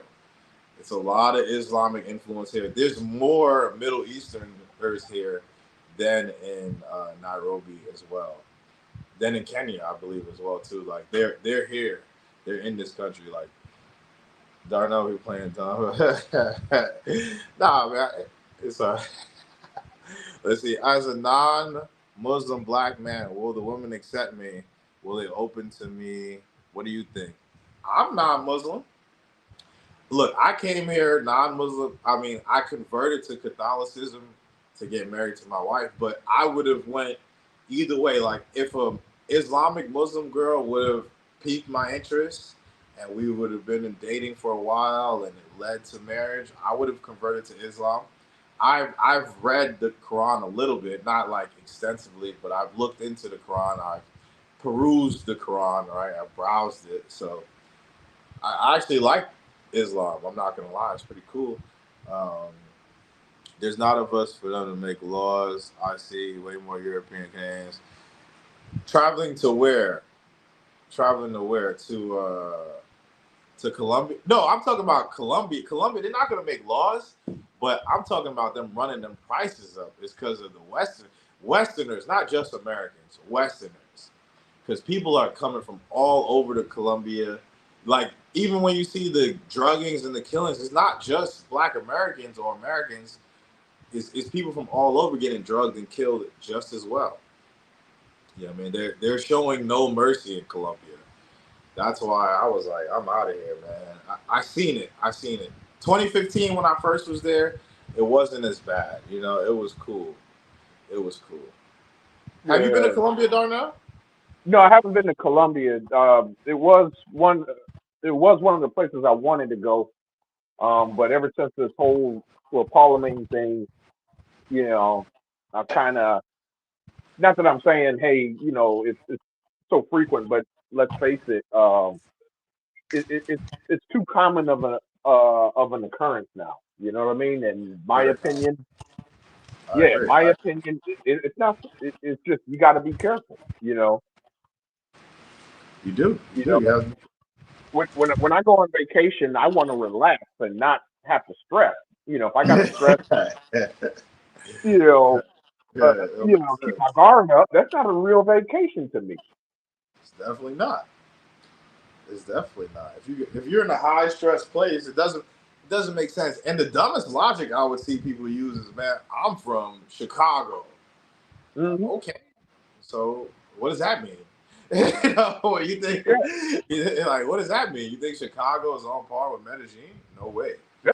I mean, heck, at one time I used to live in Detroit. That doesn't mean I'm all hardcore you know and all this other crap. I mean, Detroit was a hard city back in the day. They used to kill you for your shoes.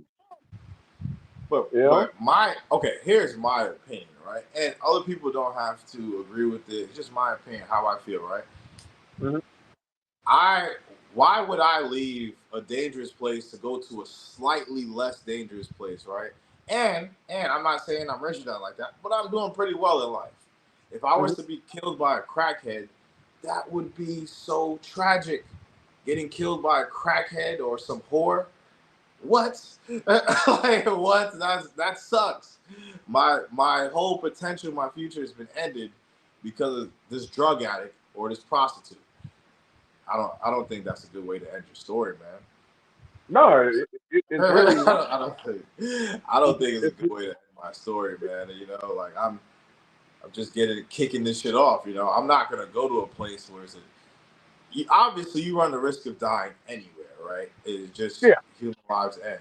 But I'm not gonna go to places where they're you know trying to kill people and shit. Like hell no. Especially I think Colombia has caught the most foreign bodies, or at least top 5 countries in the world for catching foreign bodies. I'm pretty sure about that, bro. I'm pretty sure Yeah. about that. What do you think? I'd have to find the numbers.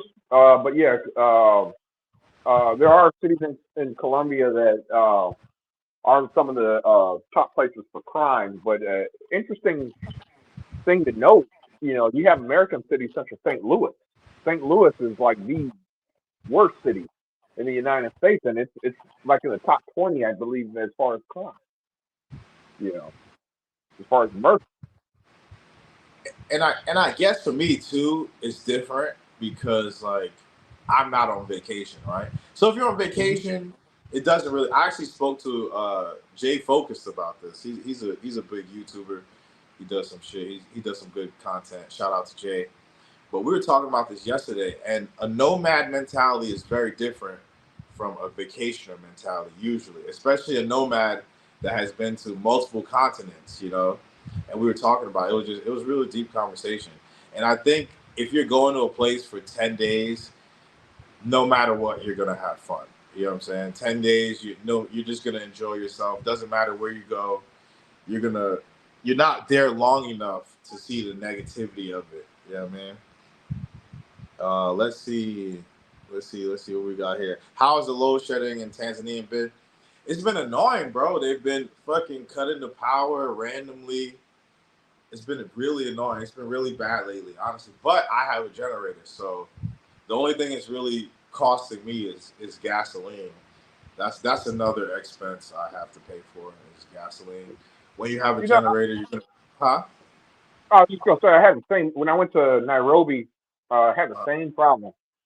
Power would go out, water. Man, that used to really piss me off.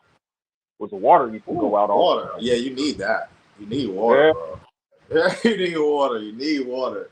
Water is but like water is essential, but water does reduce. It doesn't cut here. Like it's not never a time where there's like no water. At least my house, where there's like mm, absolutely no water, where there's no water coming out the drain, but it will like come down to like a trickle. You know what I'm saying?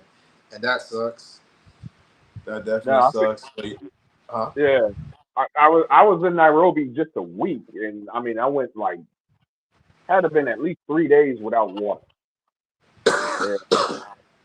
Now Tell the me guy I what rented you the Airbnb from, he did have he used to keep drums full of water. You know, he said, "Hey, this is the backup," and then I'm glad he had that backup because at least I was able to, kind of wash you know, the places that you need to wash, kind of thing. Wasn't perfect, but No, yeah, that's cool. Like that's what the Africans do because or here in East Africa anyway, they'll have like a big tub full of water or something like that, like a barrel full of water for emergencies if the water ever cuts. Or you can just pay for your own water supply. Like you can hmm pay for your own water supply, they'll deliver it and shit like that. I'm gonna learn about all this as I develop my house. Today I'm gonna go. What time is it? So I got like 6 hours. Yeah, 6 hours. I'll be going to meet my engineer slash designer, builder, whatever, and I'm gonna find out more about like setting up a house and the water situation, how to avoid negative water issues, because that is a problem with the electricity. Though you could get a generator, and that fixes that. But depending on the size of your house, is the size generator you need.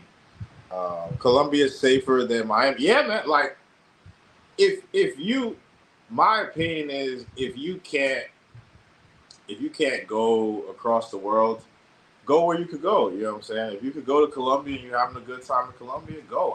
I don't. I'm not knocking people from going. I'm just talking about if you're gonna be a nomad, it's not worth it to try to nomad in Colombia. Do I have any plans of coming back to the USA? No, I do not. I do not have.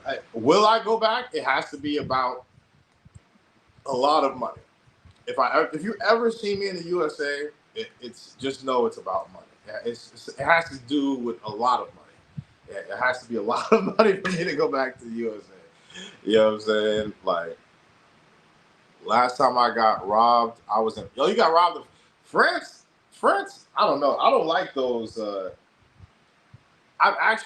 I've been to Germany on a TDY TAD, but I don't like European countries. I don't like European countries. I prefer more Afrocentric places.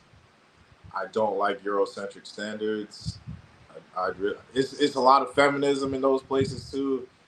It's just like nasty people pushing agendas. Like you were talking about. Let's get back to what you were saying, Darnell, about the BWE movement, red pill, blue pill. Do you have you noticed that the focal point of all these groups revolves around Black Americans? yeah, And it's like other people haven't caught on to that. You know what I'm saying? Like they don't realize like they're using us to keep a gender war going. yeah, Like even with the transgender shit, all that shit, like, and I talked about this before too. Like they're really using us, and people haven't caught on. Like they want us to fight as a distraction from what's really going on. The economy's tanking. We're on the precipice of World War III. You know what I mean? People are forgetting about that shit. The fucking the Hamas Gaza shit. Like people aren't even tuning into that. They're more worried about Black American women not submitting, or Pookies and Ray Rays, just dumbass shit that don't even matter in the grand scheme of things. What do you think about that? no, I agree with you. I mean, we're arguing over uh, uh, dumb crap. It's Right. stupid. You It's know, stupid. I mean, there's a lot of issues in the black community. The American black community that need to be addressed. I mean, uh, just our savings rate, for example. You know, uh, compared to our white counterparts, we don't have as much of a savings rate. I mean, we're paid more of us are paycheck to paycheck. Unemployment is all since I've been on this planet has always been higher in black communities than white communities. um, uh, drug use, hell, diabetes, high blood pressure. These are issues that really affect, you know, Black Americans, at a higher rate than whites, and yet we are fighting over. Okay, we're saying that all black men are bad. All black women are bad. Or whatever.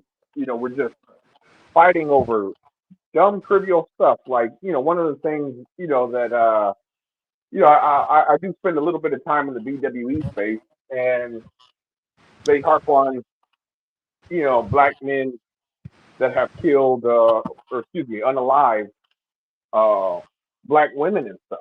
And not that I'm saying it doesn't exist, because it does. But here's what I'm saying is that, certain things such as diabetes, high blood pressure, that's more black women die from those things than a black man.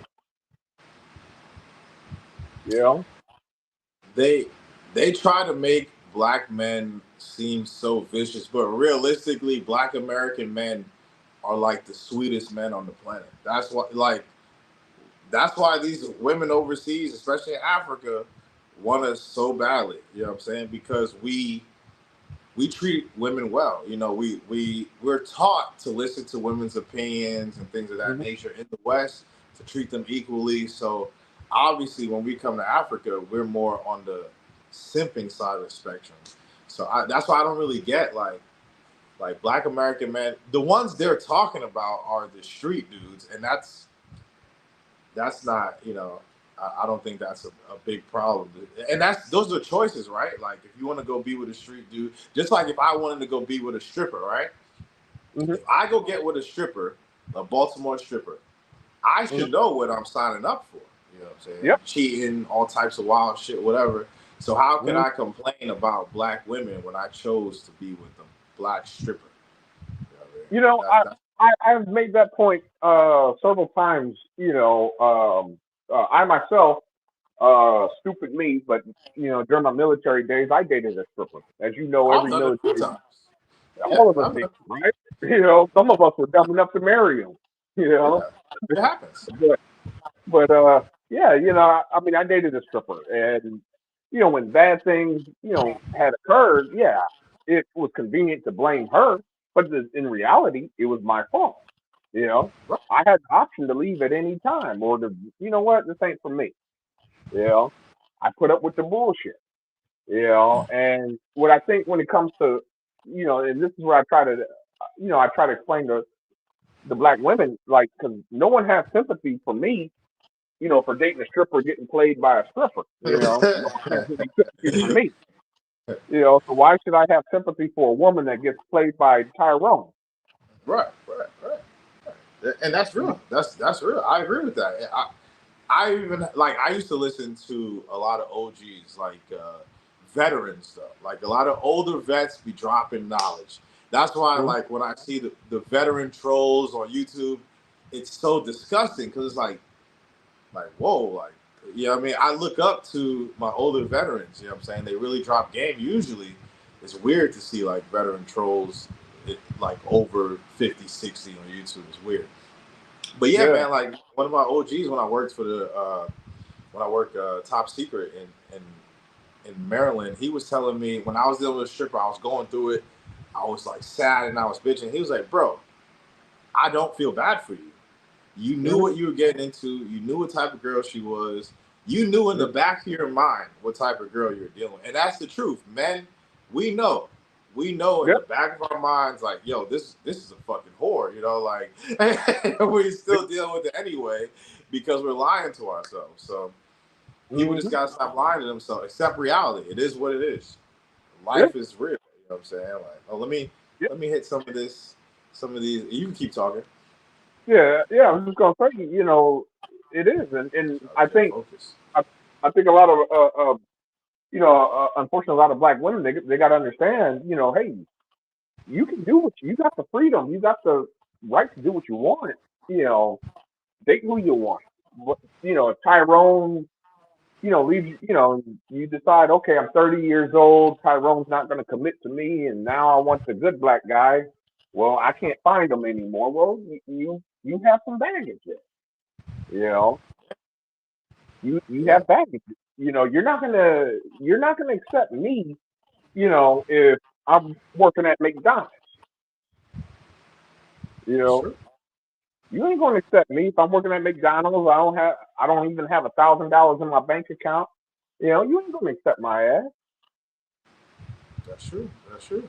That's true. You know. And even with the guys, like if you're Hmm. dealing with like strippers and stuff like that, and then you're converting to dealing with traditional women, you Yeah. can't. You got to understand, you can't have the same expectations for a traditional woman, especially sexually, that the stripper met.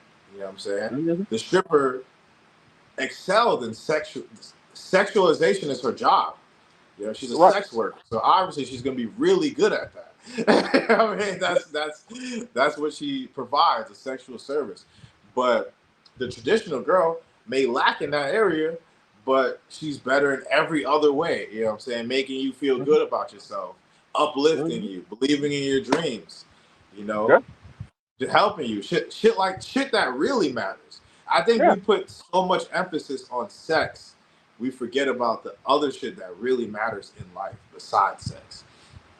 Oh, You know what I'm I saying? agree. Sex I agree. motivates. I mean, Yeah, yeah, I agree 100%. Way too much emphasis on sex.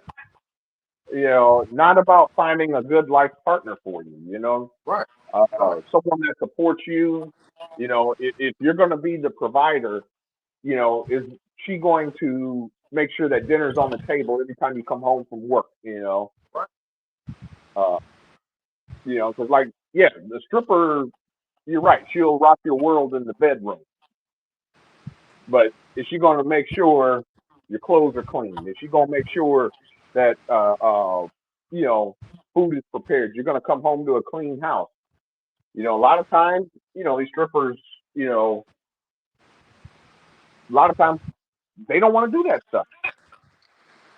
Hell no. They, Their mothers don't do that. That's the thing. Like, these girls learn from their mothers. So, mm-hmm. I mean, if their mom is traumatized, they're gonna be traumatized too. They're gonna bring that same bullshit. Well, let me see. I got a car or motorcycle. I don't have either. I got land and I'm building a house. Like, so pretty much I'm using, like, let's say like I spend like $3,500 a month to build my house.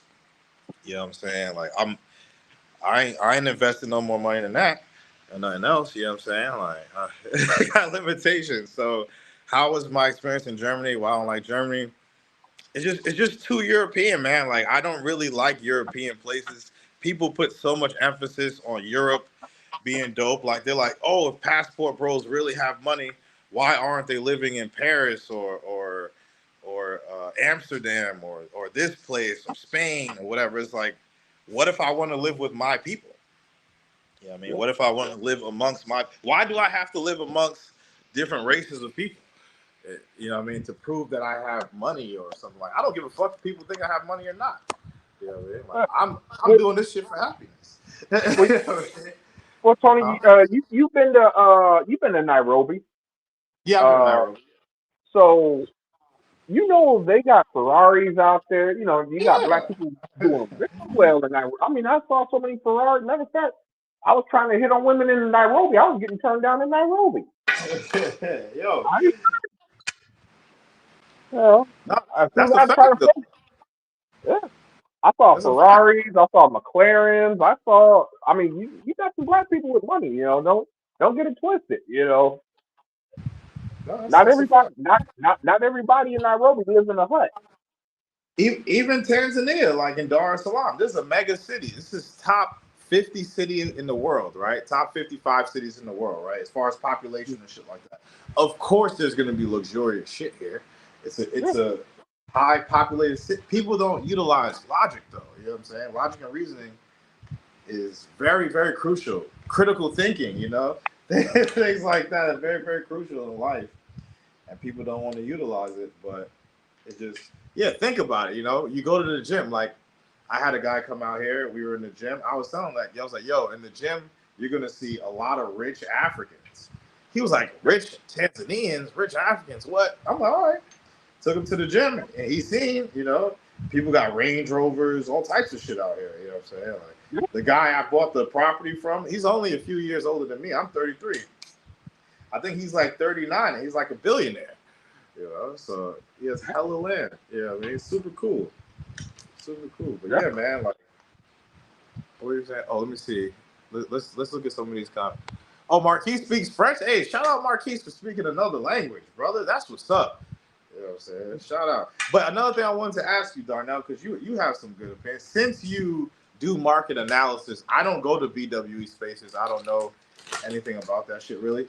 But do you think if the leaders, I don't even know who the leaders of BWE are. I heard of Princella, but do you think if Red Pill or Manosphere and BWE leaders were to do like co-streams and shit like that and try to come up with solutions, do you think that would help the situation in America as far as dating or the gender war shit? From what I can see, I want to say yes, but in reality, but that's like a pipe dream. That's right. it's like being naive. Like it's just never going to happen because what? I mean, I'll just be honest with you. Like, no, I believe you. I agree with you. I'm talking hypothetical. This is just pure hypothetical right Yeah. here. I'm just saying, like, because the thing is, they all cater to their audience, and their audience wants to hear they want to hear a certain narrative. It's kind of like when the anger that you see with the politicians, right? Everybody hates politicians. Everybody hates the politicians in D.C. They blame them, but the truth is it really the politicians' fault, or is it they just cater to what their people want to hear? Yeah, exactly. Just like with the Biden thing, all the people were like Trump's racist. I was always for Trump, even Facebook shit like that. People like Trump's racist, Trump racist, but he was really trying to help America, the economy and shit like that. But all these idiots get mind controlled by just being told, "Oh, this person's bad." It's like, okay, that person's bad. It's weird, you know what I'm saying? The federal government was like that too. You said what? Yeah. I don't think Trump was like, I don't really think he was trying to, like, I'll be honest with you, I did not vote for Trump in 2020, but 2016, I just didn't vote in I didn't like Hillary Clinton either in 2016, so I didn't vote in 2016, but 2020, I voted for Biden, but the thing is, when it comes to Trump, like, I'm not going to say, I don't think he was really trying to help America, I just really think he was trying to enrich himself, and I think that yes, there was people that benefited, in America while he was basically, I mean, Trump is, if you look at his whole history, I mean, Trump is he's a piece of work, even before he became president. I mean, everyone says, for example, I mean, he touts, okay, I'm this great, successful businessman, yet you notice everything he does, he goes bankrupt. The casinos in New Jersey, bankrupt. He had all these luxury buildings. He doesn't even own these buildings anymore. They still use his name, but he doesn't own any of his buildings anymore. They just use his name. I want to see what's going to happen in the next presidential election. I want to see what's going to happen because the economy. Yeah. I'm not going to lie to you. I mean, Trump, he has a good shot at winning. Yeah, because the public opinion has changed. They said he is, like, you see the mind control. They said he was bad. Everyone said he was bad. Okay, he's bad. They said he's good. Now everyone's saying he's good. Which one is it? You know what I mean? Like, why are people so easily swayed? You know what I'm saying? Why are people so easily swayed by what's on social media? Social media is mind control. A lot of people don't really see it. You know what I'm saying? Like you were talking about, like the BWE movement, shit like that. Mm-hmm. People aren't really looking for solutions. They're looking for places to complain and vent, and to talk shit. You know what I'm saying? They're not really looking for solutions. Yeah. And I learned Other like-minded people. You know. right. Yes, exactly. They're looking for other like-minded people who want Yeah. to just complain. You know, they don't. There is no. It's not a solution. But wait, this guy says, I mean, black women in the West don't like black men. This is factual. Sadly, even African women in Europe don't like black African men. So I noticed because I have gotten some. Because black women from Europe do come. African women from Europe do come to their countries, right? So I have cold approach, gotten numbers, and I I talk to some of them, not all the time, but when they're here and shit like that. They do like black men.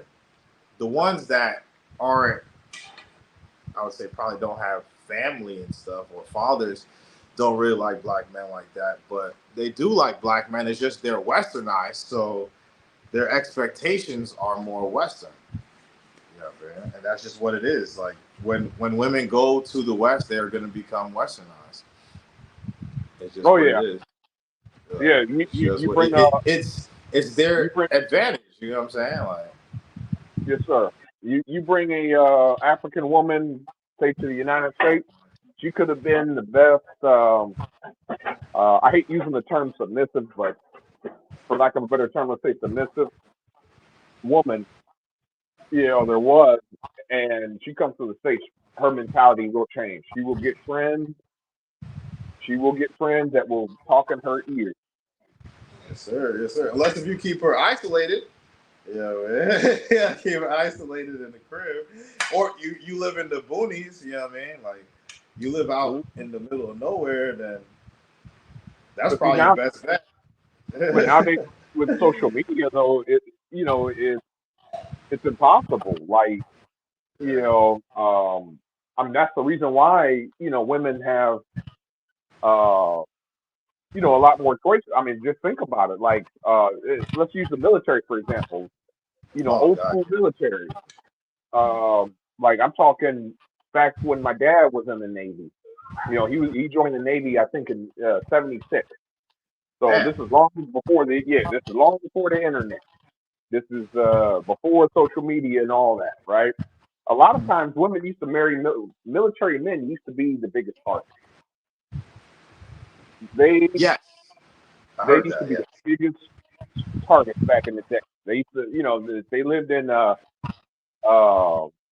a lot of times military bases were built out in the middle of nowhere, you know, and a lot of these women, hey, they're in the small town, their options, they're dwindled, so they marry a military guy, travel, see the world, this and that. And it's not that we had money, but we had benefits. We had health care.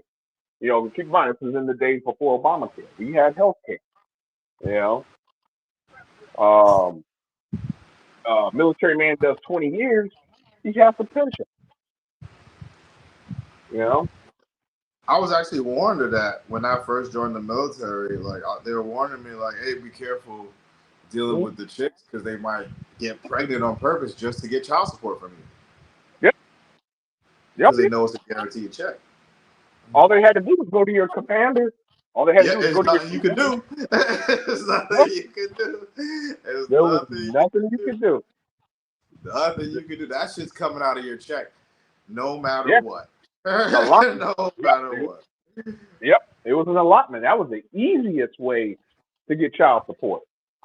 I used to see dudes, yeah, get pissed off for that shit. I remember too, like, because people talk shit like it's just black women and shit like that. I remember being deployed, and like the white dudes would have to get emergency, like leave the deployment area emergency because their wife ran off with another dude and emptied all their bank accounts while they were deployed. Yeah. So Oh yeah. that shit happens too, you know. Oh yeah. That shit I happens a mean, lot. it happens a whole lot. I had to catch a guy once that was. This guy ended up going AWOL, but you know, I had to catch him. Believe it or not, his dumb ass was staying on base while he was AWOL, and we went and go caught him. The thing was, though, man, I felt sorry for this dude. The whole thing that started, he just came home from Iraq, found his wife in bed with another dude, literally Damn. in the act. You know, Yeah, I it knew was so many stories like that happening. yeah. That shit You was know, sad. I was stationed at Fort Lewis. You know, basically everybody was constantly deployed. You know, at Fort Lewis. You know, and you know because we had 3-2. We had we had 3-2. Third Brigade, Second Infantry Division, the Indian Head. We had 4-2. We had a lot of different brigades, but it usually would be like one brigade was deployed and then would come back. Then the next brigade would deploy. People were constantly deployed, so you had wives. They would go like to the bases. They would go to the as you know on the bases they got nightclubs on the bases. So Yeah, they would the the O wives Club and would E go. Club. Yep. Yeah, Yeah. the wives would go out to the club and then find some single soldiers while their husband was deployed. It happened so many times. Or dudes will be, you would think your friend will try to bang your chick while you're deployed. That was Yeah. a big one too. And that's why people were catching hands when husband came back. If I visit Nairobi 2-3 times a year, but live in the West for the most of the year, what is the best way to keep plate? What do you mean by keep plates spinning? Like, I'm not understanding that term. Could you please elaborate? Keep plates spinning. Nairobi 2-3 times. Damn, if you're visiting Nairobi 2-3 times a year from the States, that's crazy. That's a lot of. I can't fly that long anymore, man. Like them long ass flights. Oh my god. Or I have to fly business class, and that shit's expensive as fuck. And Yeah, I'm it not trying is. to. Yeah, man. Like, cause it's just so tight. You know what I'm saying? Like, I'm not really that small, so it's very Yeah. uncomfortable. It's very uncomfortable. You know what I'm saying? So. Oh yeah. Trust me, I know. I flew first class once. Well, I mean, stateside I flew first class quite a bit, but I did Right. one overseas flight overseas uh first class one time. Cost me 7 grand. To where? Where'd you go? Well, I was headed back to Afghanistan, but Oh, wow. Okay, that's why. I took Qatar Airways though.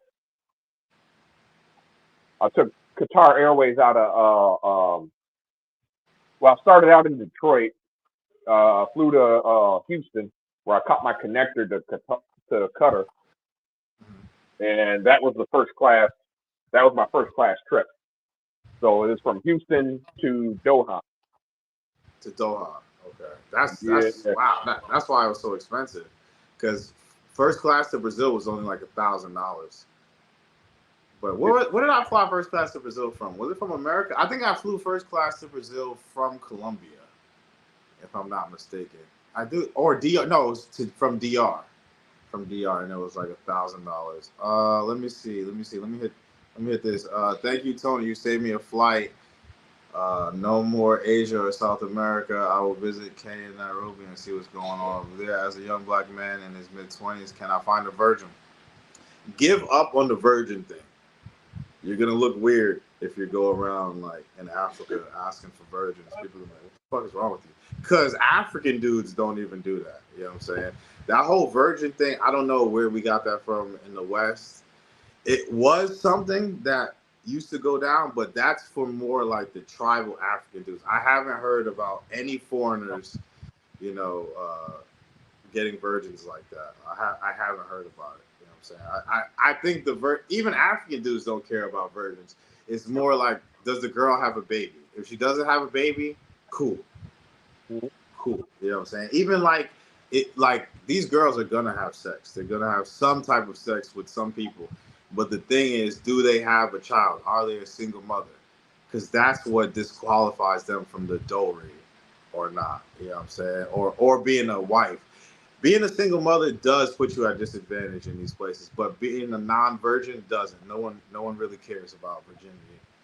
I've nah, never I heard. mean, yeah, if you Huh? want a virgin, you got to go to like a Middle Eastern country, And you're like gonna pay for that shit. It's gonna cost yeah, you like $10,000. It's yeah, not. It's not. It's gonna cost you. It's gonna. Virgins are preserved. I keep saying that. Virgins are preserved. If you just let a girl go, she's gonna have sex. You know what I'm saying? They're overwatched by the family.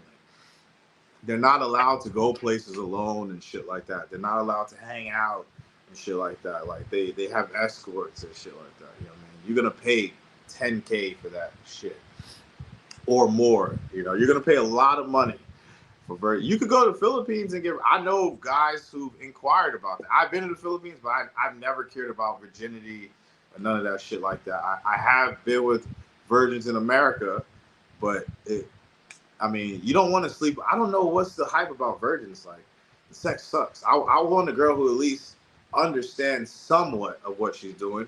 I don't want no girl fucking grating my dick with her teeth like that. Come on, dude.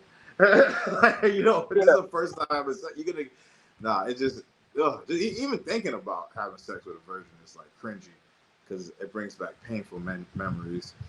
Like from the younger days, you know, like, like I don't know what's up with that. It's one of those things. It represents purity. Virginity represents purity. So that's why biologically men are going to be attracted more to a virgin, more than a woman that is experienced in sex. And then two, you're also, there's no doubt that your children are yours, if that makes sense. Right. But see, that's if I'm talking about, okay, I meet a girl. I'm not going to say, hey, what is your sexual history? Give me a breakdown of the amount of guys you've been with. That doesn't matter. Man. Like what she did before is what she did before. I don't care. I'm not saying what I did before. What I've done is a lot worse. I got crazy bodies. You know what I'm saying? Like, I'm not even gonna say it. But like it doesn't compare. You know what I'm saying? I'm probably just as bad or worse than some of these whores as far as bodies. So I don't care. You know what I mean? Like, let me see. Hold on. Let me see what this guy said. Doing business class come with a lay down seat. Yeah, man. Yeah, definitely. It comes with a lay down seat to Africa as well. Because I was looking like next time I go to America, how much is it going to cost? And it was like $3,800 round trip business class. But I don't know if I'm going to do it. I'm thinking about it. So you think I had fun and smash and dash or settle down right now? I think you should just have fun and smash. Okay, I wasn't looking for a traditional girl. It came upon me. I was just having fun, digging girls out, chilling, doing my thing, living life. And then at a point, I started coming across traditional girls, and they started showing me the importance of actually having a good woman in your life. You know what I'm saying? I've met a few traditional girls, and this is the one I chose, but like I've met a few, even one of the ones I've met, a couple of them actually got married. One to an Egyptian dude in Egypt and moved to Egypt, and the other girl moved to Americans with a white dude in Seattle. So I think you should just have fun, man. Yeah, that the virgin thing, I'm not going to say it's weird. It's just we're taught incorrectly in America, you know? So guys don't know, like we were talking about with the girls. I want a 6'7" thug fucking lawyer, you know, a doctor. You know what I'm saying? We're giving these perfect people, you know what I'm saying, our image of perfection. We need this, you know, and it doesn't exist. It's things that doesn't exist. Damn, I thought you're traditional. So she was a hoe in the past. I should overlook it. How would you know if she was a hoe in the past, though? That's what I'm saying. How would you know? Unless if you ask. If you're so worried about a woman's past, it doesn't matter. What matters is you're dealing with this girl presently. Does she respect you? Does she do what you say? You know what I'm saying? Does she care about you? Does she love you? Those are things you need to worry about. The present. If you're worrying about the past, you're thinking about behind shit. You know what I'm saying? What is depression? Focusing on the past. What's anxiety? Worrying too much about the future. What about the now? The present, right? The present. We need to live in the present. How is this girl presently treating you? Yeah. And that's what you need to think about a relationship. Is she showing me respect? Does she actually like me? You know what I'm saying? Does she like to spend time with me? Does she like to talk to me? Is she showing me attitude when I ask her to do things? If there's more important shit than a fucking sexual history of a girl, you know what I mean? Yeah, I agree with that. I agree with that. There's a lot more important things than sexual history. In fact, sometimes BPK, sometimes ignorance is bliss. Do you really want to know your girl's sexual history? Do you really want to know how many dicks she sucked? Is that what you want to picture? I don't even think about shit like that. Like, I don't even think about shit like that. Like, I don't know. It's just, I don't know. It's just. I guess if you're not really a sexually experienced guy, yeah, maybe, you know what I mean? Like, okay, let me keep going. Let me keep going. Let me keep reading. Guys will burn it because they're insecure and don't want a girl company. That's what it comes down to. I don't care. You know what I'm saying? I know I'm slaying shit. I know, and I don't want to sound arrogant. You know what I'm saying? I know I am not a loser. So I know where I stand. You know what I'm saying? Like if my wife wanted to leave today, I'm not gonna stop her. You know, like I'm not gonna beg her and shit like that. It is what it is. Like you just gotta move on. You gotta roll with the punches. It's life, man. Like you can't worry about dumb shit. You can't. There's shit out of your control. There's only so much you can control. If you start worrying about things outside of your control, that will cause you to be stagnant in life. You won't be able to move forward. You're like, oh my God, how many dicks did she take? Does she? Oh my God, you know, like, does she have porn videos? Like, you just gotta move. Don't worry about that. If it comes across you, like you find some dumb shit out, then you address it. But I wouldn't focus on that. I'll focus on like the present and the future. Those are the two things I focus on: the present and the future. I don't really care too much about the past. The only reason I even relived this Cartagena shit was for YouTube to explain to guys what I went through, so they could see, so they understand about the extortion, right? And I'm just showing, and I showed my clips of that. Let me see. I hear you, but I'm disgusted when a woman have a high body count, the likelihood of pair bonding decrease. Yeah, but you will feel it though. That's what I'm saying. Like women that can't pair bond, you feel it. You feel that they can't bond with you. That's what I was talking about. How are they receiving you? How are they showing you love? Are they constantly in their phone? Are they attentive to you? Do they ask you, "Are you hungry, baby? Did you eat? Your foot hurts. Let me rub it for you. My back's itching." She's rushing over, scratching your back. You pay attention to shit like that. Look up what pair bonding is. You know what I'm saying? You gotta. There's shit you could see online, and there's shit you have to experience in real life. You know, dealing with real world, real life women, they're not perfect. Just like I'm not perfect. You know, men aren't perfect, women aren't perfect. We're all humans. I think people forget about the human factor, and that's something I want to key in on. Humanity. We are all human. No one's perfect. Just like on YouTube, people portray these fake ass moral high grounds like they don't have skeletons in their closet. Show me a person who doesn't have any skeletons in their closet. I'm sure there are some, but it's very, very rare, especially when we're coming from America where people do crazy shit. Do you agree, Darnell? Yeah, I agree. I mean, there's nobody. I mean, you show me a perfect man or a woman, and I'll give you $1 million. You know, they. Yeah, man. Like, I mean, look at these TV evangelists. Look at these TV evangelists. right. Case in point. I mean, they're supposed to be pious men of God, men or women of God, and you know they're the biggest scammers, con artists, um,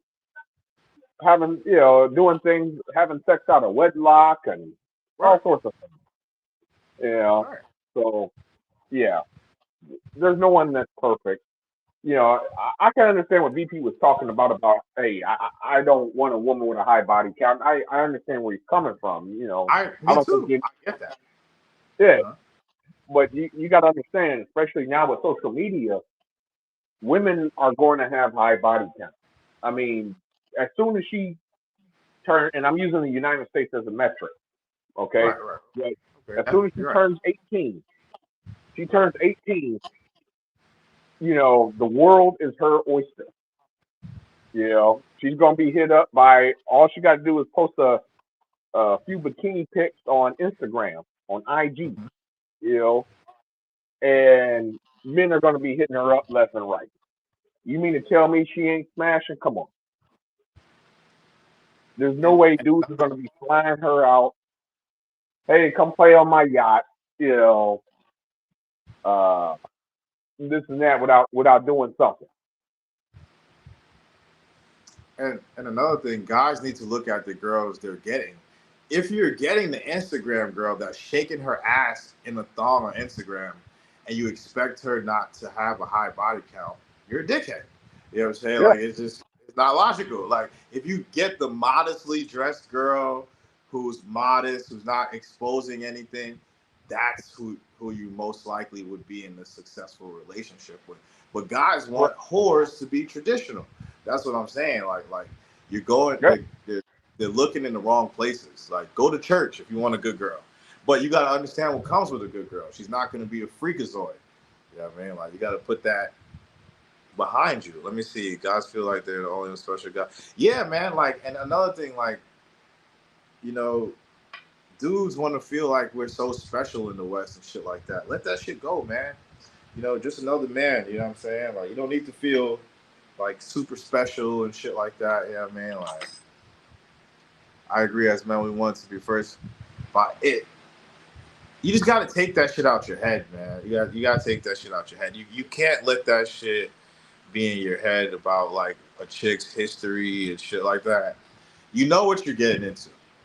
You see a girl that's acting crazy, shaking butt, like I said, then you know she's not wife type.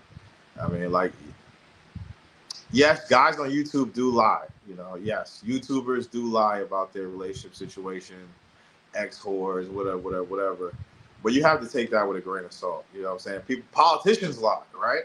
Politicians lie. So I don't think it's a huge deal like that. You know what I mean? Just do your own thing.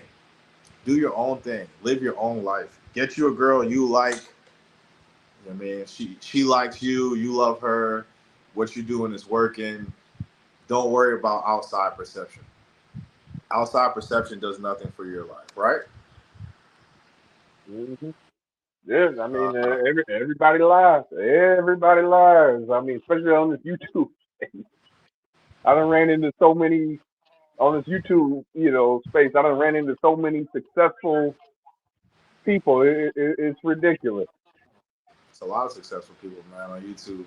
About spinning plates, I meant to ask how you can keep up with girls that you connect with, still interested in seeing you if you see them only a few times a year. Instagram and shit, or WhatsApp stories. I'll post a story, photo or something, someone to say hello and be a quick conversation and shit like that. But it's not an everyday thing. I don't really talk to anyone every day. Trying to build a little rotation till yeah, man, you could build it. Your rotation you got to build when you're here.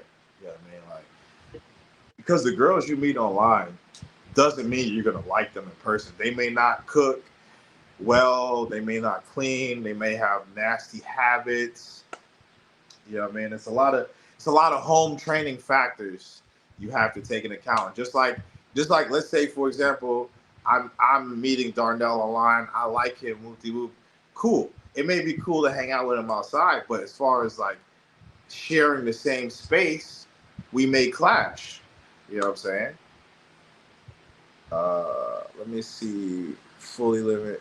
If you're wondering or caring about how high woman count is, you're already wrong in doing it. Ryan T. Almero, would you marry or settle down with an escort or ex-escort? I wonder, how would you know she's an ex-escort? She would have to tell you. Like, how would you know? How would you go about finding out if a girl was an ex-escort, Darnell? Well, like you said, she would have to tell you, She would have to tell you.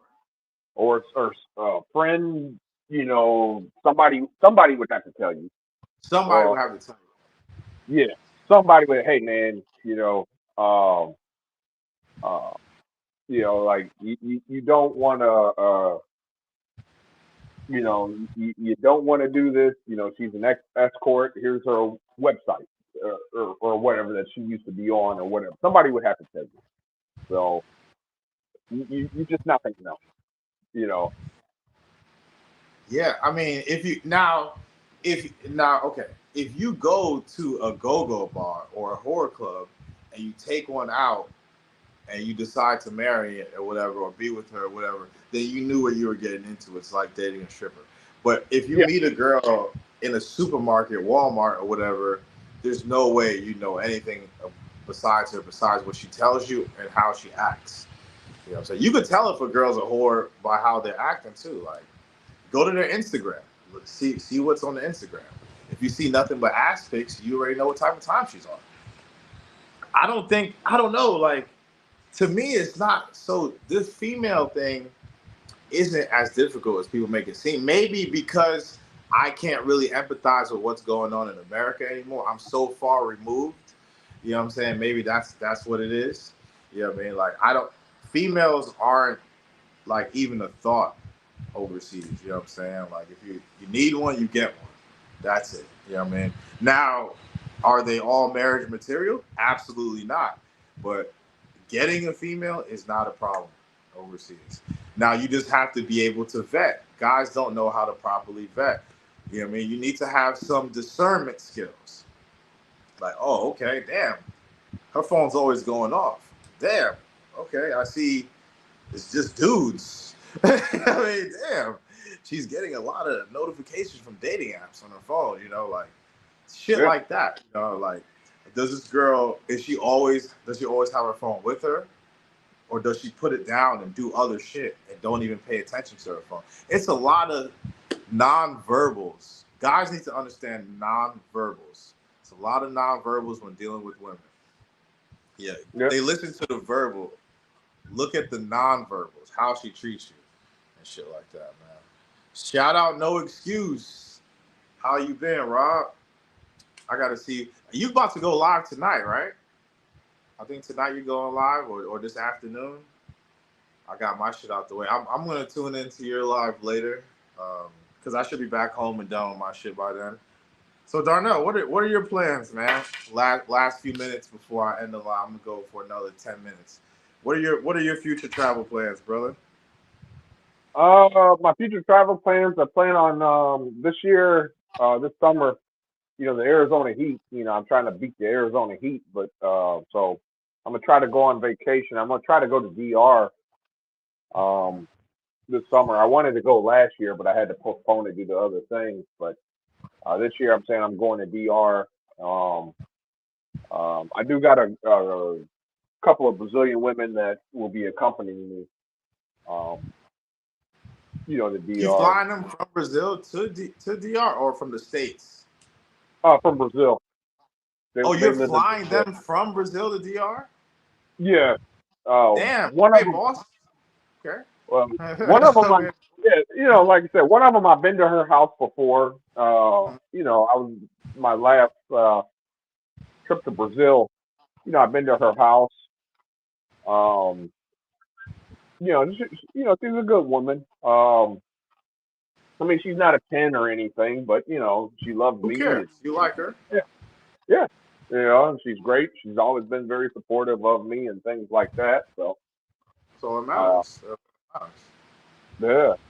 So, you know, but you know, and like I said, I wanted to go do this DR trip, you know, spend some time with her, and then I want to try to move. Eventually, I want to try to move to Brazil. I'm not going to lie, my heart's in Brazil, you know. Okay. And, where? Yeah. I really love. There's a small place. You know, I hope the passport bros ain't watching this, but there's a small place called Paraty that I really love. Oh, my boy's been there. Yeah, I know. I heard of that. Yeah, it's really nice. Especially if you like waterfalls, you like nature, you like renting a boat.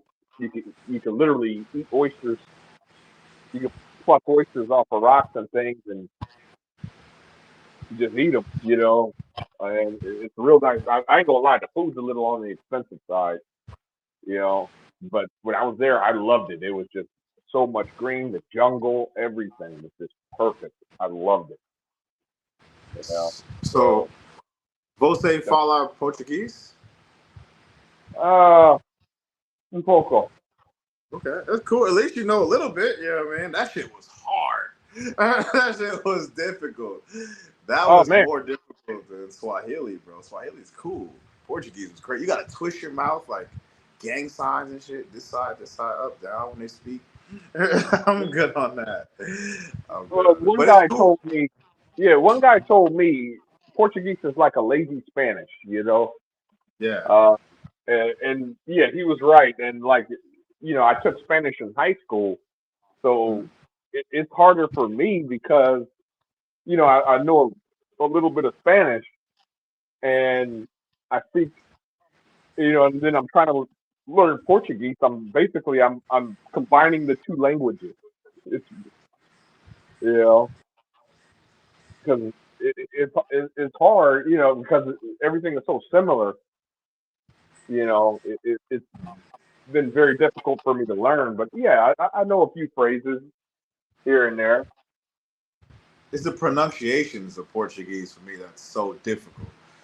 Yeah. It's just pronunciations is so difficult. Yeah. Well, all right. I'm gonna check out your live tonight. No excuse. So you said 1 p.m. So that's like 9 p.m. my time. Thanks, Tony. You dropped some gems tonight. I don't agree with everything you said. We're all different, right? I will travel to Tanzania by the end of the year, like you meet in person. Yeah, man. Once you're here, you could like it's cool. I'll meet you. We could meet at the gym. We could kick it. You know what I'm saying? I don't know if you're the guy from Instagram that asked me about playing basketball. But I'll fuck around. I'll play some basketball. I haven't played in years, but my cardio is good at run, so I know I can keep up with, at least with the cardio aspect of it. But yeah, man, you're not gonna agree with everything, especially if you haven't spent the time overseas. You have to live it yourself. You see it yourself. That's how you get real knowledge through wisdom, through real life experiences. I look forward for you to come out here, man. I look forward to hearing what you learning. I like to hear what people learn. You know what I mean? Like when they go to new places, because everybody says the same cookie cutter shit until they actually get to a place. And I like to hear their assessment of the place. What do you think about that, Darnell? Yeah, no, I agree. I like to hear other people's opinions, especially on different places and customs, things of that nature. I'd love to hear others' input. You know, but Tony, next time you go to Nairobi, man, I want you to check out my friend's restaurant, it's Joe's Wings. Jones Wings. Okay, Joe. hey, commented on the video, and I'll remember it because that's the best way. Comment it Okay. under the comment section. So when are you going to? When you said you're going to DR again? I'm going this summer of June is what I'm planning, assuming the contract gives me some time off. Are you gonna vlog? You should vlog, man. You should definitely vlog. Are you gonna vlog a little bit? Try it. Yeah, I could try it. I could try to Try it. vlog. What's the worst? You already look. You already made a name for yourself on YouTube. You already cam up. You already speak to people. Why not? Why not try vlogging? Why not try your own thing? You know what I'm saying? Like Yeah, you help so many people with their content. You know what I mean? You add so much value to people's channel, just like mine today. You added so much value coming here. You kept me going. I would have probably gotten off an hour and a half ago, to be honest. But you came up here. You kept it going, man. You added a lot of value to my channel. I appreciate that. I appreciate you coming up here.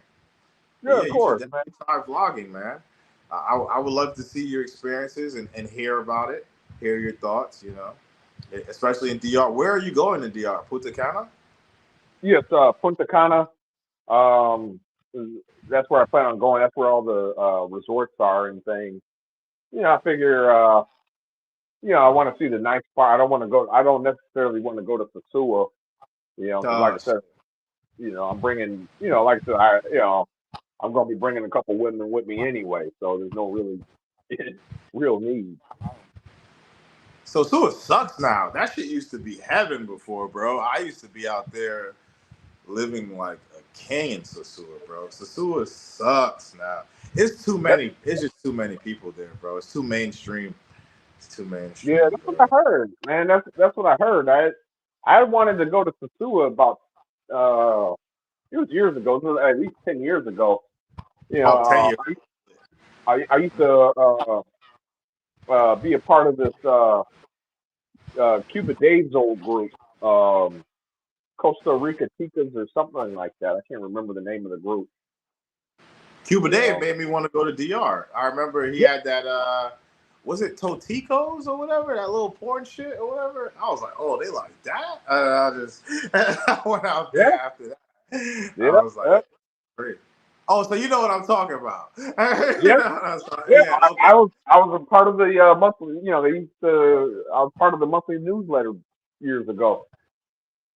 There's baddies in Sasua, just that they're so ratchet. Like it's what's the difference between dealing with a girl in Sasua versus dealing with a girl like in Baltimore, Maryland, or Washington D.C.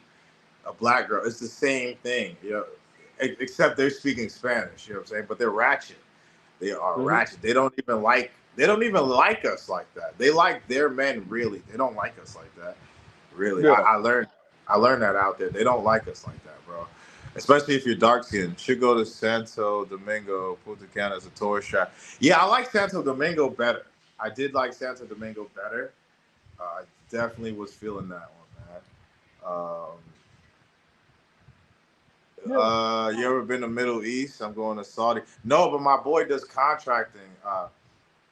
I was gonna go try it, but then so my plan was to keep going until I found my home, right? So I ended up here. So that's why I stopped traveling. I hate traveling. I hate long flights.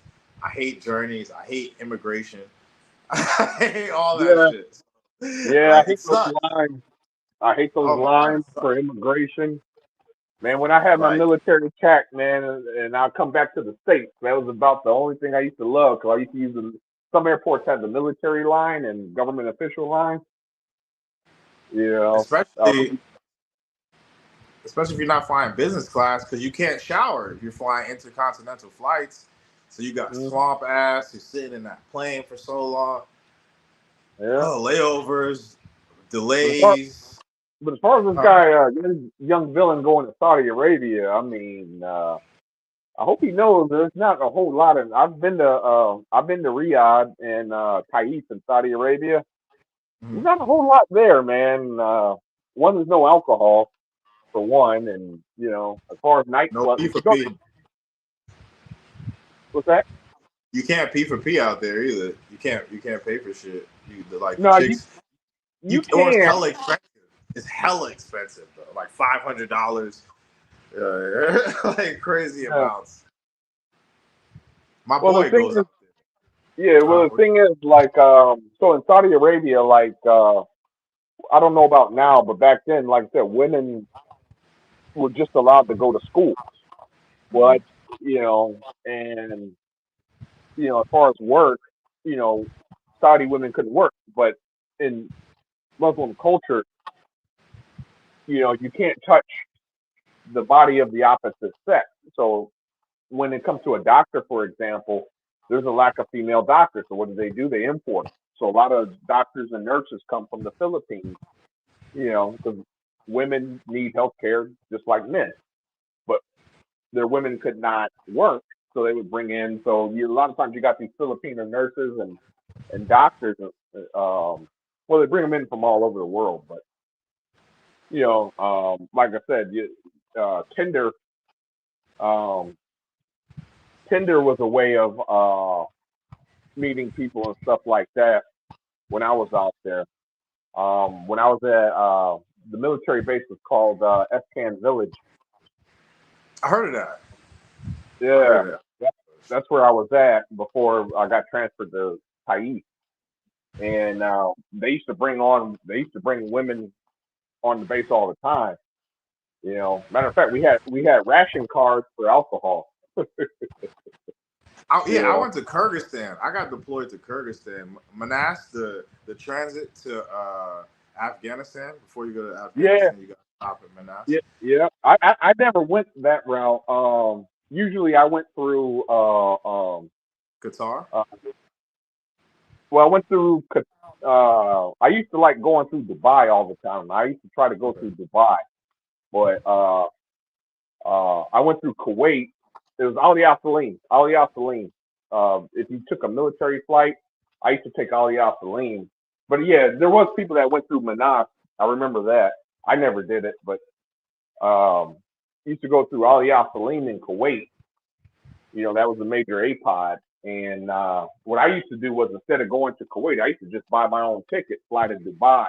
A few times I had to fly through Doha, but I used to fly to Dubai and spend a couple of days in Dubai. Then I would fly. I would take. You remember? They eventually they got bought out by Fly Dubai. I forgot what their names were, but they got bought out by Fly Dubai.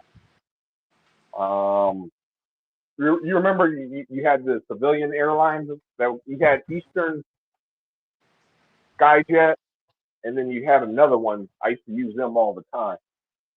I forgot. I used to take the hops. Like I used to just fly, like on the KC-135s or the C-130s. You know what I'm saying? C-130s is how we got around a lot, especially deployment. But we did get on some civilian aircrafts sometimes. But I like the KC-135. The refueling job was dope. I didn't even get to do it, but I was customs for a while, and I would talk to the refuelers, bro. They would just literally travel and just live a dope ass career. It wasn't even like being in the military for them. It was so dope. But yeah, man, I'm gonna end this live, man. I'll be on here again in a few days, bro. If you're still around, you can pull up, man. Yeah, for sure, man. Great talking to you, bro. Shout out. Hey, you too.